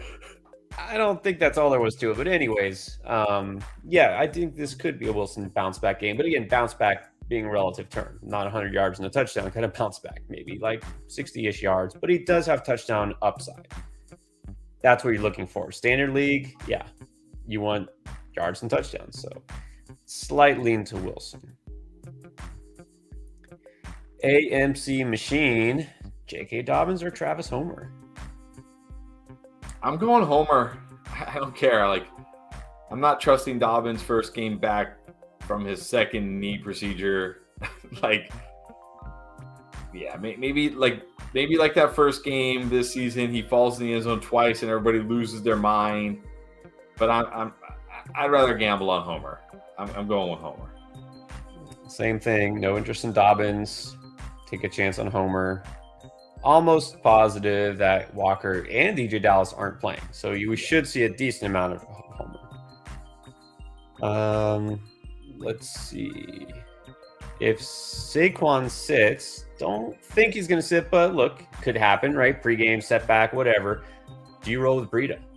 Yeah, I mean, obviously it depends on your other options, but I think Breida will be a fine start. We know Breida, like we've seen it this year, even with Saquon healthy, he'll catch passes. He'll get some run. I mean, I don't think he's going to get Saquon level usage because Gary Brightwell also gets some run, but he'll get enough. He'll be the lead guy. The other thing is they didn't, unlike the Seahawks and some of these other teams, they did not bring up a running back from the practice squad. So it's only Saquon, Breida, and Brightwell. So that tells me they feel really good about Saquon, but it also means if Saquon doesn't play, it's going to have to – they have no choice. They're going to have to rely on Breida. So, yeah, if Saquon sits, I think Breida is a good start. I mean, I'd say if you have Saquon, it wouldn't hurt to stash Breida just in case if he's available out there, or if you're just thin at running back.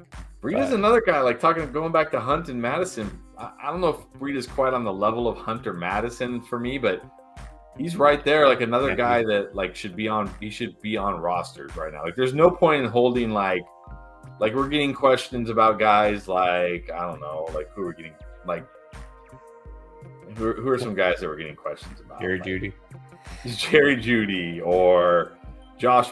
I mean, I guess Josh Palmer is worth it because we know if Mike Williams does get hurt or Keenan gets hurt. But, some of these guys that we're talking about who probably are never going to crack your lineup, you're better off holding on to these guys like Breida who, if Saquon does get hurt and goes out, you have an every week RB2. Right. That's true. And again, like that roster we saw earlier, there was like 7, I think it was George Brennan, 7 running backs, only 3 receivers. And that's okay. That's okay if you do that. You have the right kind of running backs, those high upside kind of handcuffs. All right, and then Alaska Moose Dog, Juju. Okay, well, those would be wide receiver 2, not RB2, but Juju or Slayton? I'm going Slayton. I know it's not the best matchup for him, but man, Juju's in a worse matchup, honestly, against Denver. And he just hasn't been doing much. Chiefs spread the ball around. I feel like it's going to be a Kelsey week. I'm going Slayton.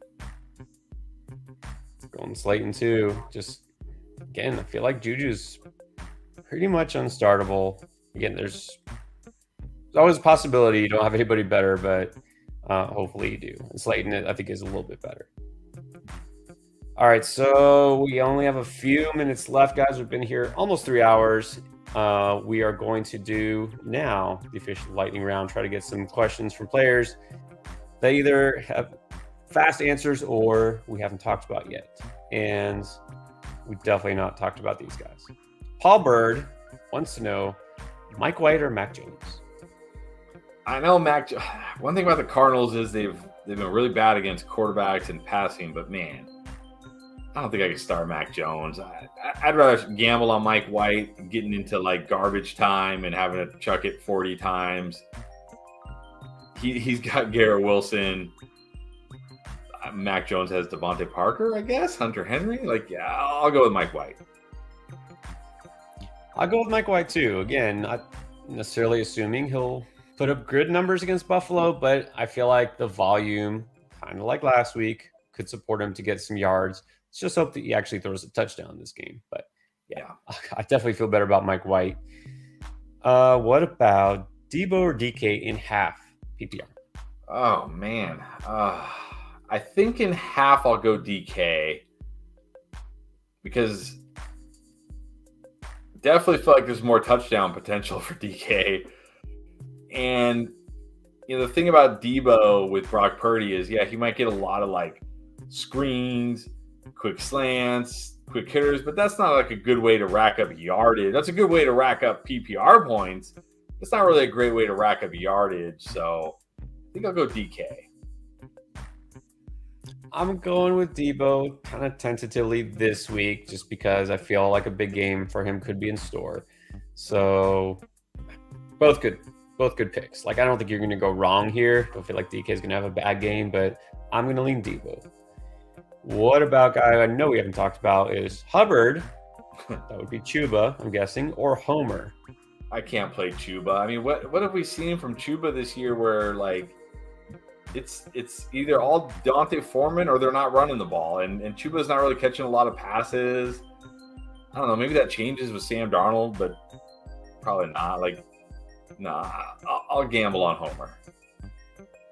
All right, yeah. Chuba Hubbard has really done nothing lately, so you can't go with Hubbard. Go Homer. And speaking of Homer, do you like Homer or Chark? This is Omar Rios. Definitely Chark. I know we've answered Homer a lot tonight, but that's because of the other guys. But I really like Chark this week. It's a great spot for him. I already talked about I like Goff. Obviously, I like Sun God, but I like Chark too. So definitely playing Chark over Homer. Yeah, Chark is definitely in a good spot. Go with him. Assuming, if it's PPR, then there's no doubt it's got to be Chark, I think. This one might be close. Silver Surfer, Dak or Kyler? I'm still going Dak. I know I like Kyler more than Pierre. I do like Kyler. I think he's been really good in fantasy. He's just been really bad in real life. But Dak's been great. The offense is rolling. It's Houston. I'm going Dak. I'm going Dak. Definitely a better matchup. He's been better. That offense is cooking, unlike some others. I'm going Dak. I don't remember if we exactly answered this earlier, but Hunter, Myers, Lockett, or Mike Williams? I'll go Lockett. He's got just as much, if not more, upside than Mike Williams, and he's healthy. You don't have to worry about it. So I'm going to go Lockett. And less competition for targets now. So yeah, I'm going Lockett too for sure. All right, here's a new one. I actually was wondering if anybody would ask about Michael Gallup, Jared Simmons, Isaiah McKenzie, or Michael Gallup. Are we worried about James Washington being back? Probably not, right? I'll go Michael Gallup. He's been coming on lately, getting more involved. Isaiah McKenzie is just like, I feel like he's had his 2 games already this year. He's done now. So I'll go Michael Gallup. You already used up his quota. Yeah. And game scripts, you don't know. Again, people are worried about Dak because Texans. And maybe Gallup doesn't have a big game in store, but are you ever going to count on McKenzie having a big game? That's the thing. I'll go Gallup too. I feel like at least the touchdown upside is bigger for him. No problem. Hunter says he's tuned in late. A little late. That's okay. This, by the way, your last chance, guys. We're just a couple minutes away from ending. So this is your last chance. If you do have an urgent question, you can throw a super chat our way. Otherwise, we're just going to pick some different questions from different folks and about different players. And let's do a defense question, of course. Captured Slay. 49ers D, maybe without Bosa, maybe. Eagles D, or the Chiefs? I think this week it's got to be the Chiefs, right? Against Denver. I think so. Best case, Denver scores like 13 points. That's their ceiling. Is that like Denver's ceiling? 13 points. I think it's got to be. I think it's got to be Chiefs this week. Chiefs. Yeah, I know some people are interested in the Chiefs as a defense. Rest of the season, they have a really favorable schedule because they play Denver twice. So, yes, you're going to play them against Denver for sure, even though the 49ers, where you really should be able to actually the 49ers and the Eagles, you should just be able to kind of set and forget rest of the season. If you have all these choices, you're playing matchups. Those are 2 of the best defenses out there. I'm not sure how they're all available unless you're hoarding defenses. In which case, I would say go with the Chiefs this week and then drop the Chiefs because you can go with the Eagles or the 49ers the rest of the season. Probably the 49ers. Anyways, you don't need 3 defenses. Yeah. Terry R, another one. Evans, Sanders, or Connor?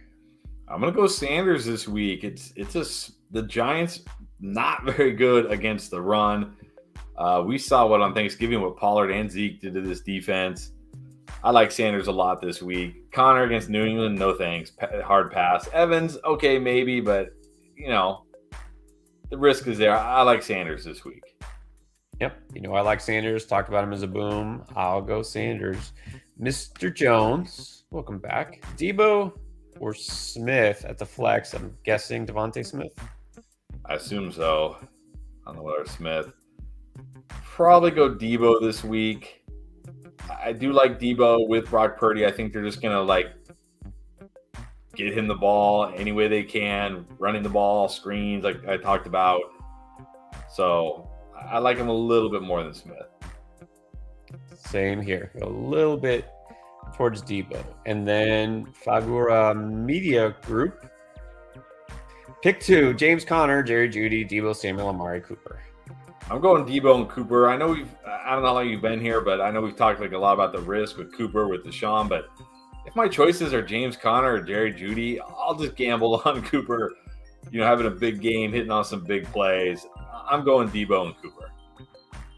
I'm definitely going Debo and Cooper. I'm not starting Judy, and you cannot like Connor's chances. I would take a chance with Cooper this week. And then we have one, probably last super chat here from Vic. Non-PPR, Mike Williams, Peoples-Jones, or Dulcich? Well, I'll take the risk on Mike Williams and his foot and his ankle that he's healthy. Dulcich, no. I mean, Peoples-Jones is fine, but that's it. He's just like fine. Like if you need him, throw him in your lineup, hope it works out. But Mike Williams, not on the injury report, should be healthy. It's a great matchup. I mean, the Dolphins secondary has gotten better, but still, you got to think there's going to be a shootout. I'm going Mike Williams. I'm definitely going Mike Williams here too. Dulcich in non-PPR, like forget it. The Broncos do not score touchdowns. And then DPJ, like he's a flex guy for me. Mike Williams is a little bit, well, I guess he's mostly a flex, but he's a little higher on the radar, I guess. So yeah, I'm going Mike Williams, especially non-PPR. Pacheco, Bam Knight, or P. Ryan, Alaska Moose Dog.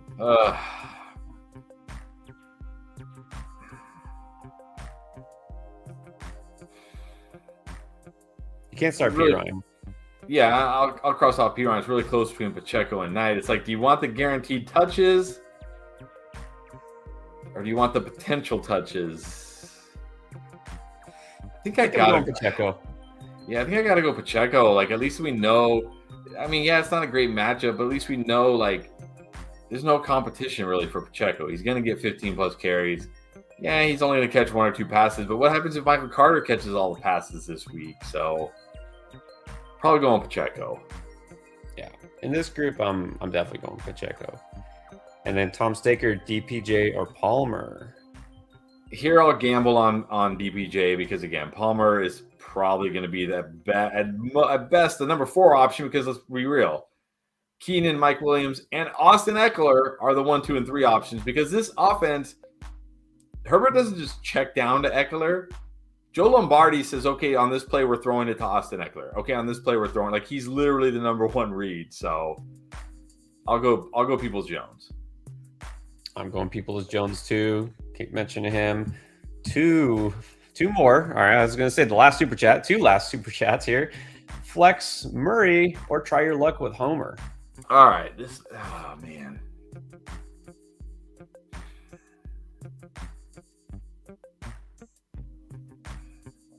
If it's me, I'm gambling on Homer. I am too. I am too. I think the last time we talked about Latavius Murray was a while back. We've been on for a while, but I would try my luck because, again, what are you really missing out with Latavius Murray? The chance that maybe he falls in the end zone. I'll try my luck. Cornelius, go with Homer, and may the best of luck be with you. And then this will officially be the last super chat. Massimo 2.0, Metcalf or Garrett Wilson. Are these like 2 separate questions? So is one of them Metcalf or Garrett Wilson? Also, what is that WAS? Is that a player I'm not thinking of, or is that?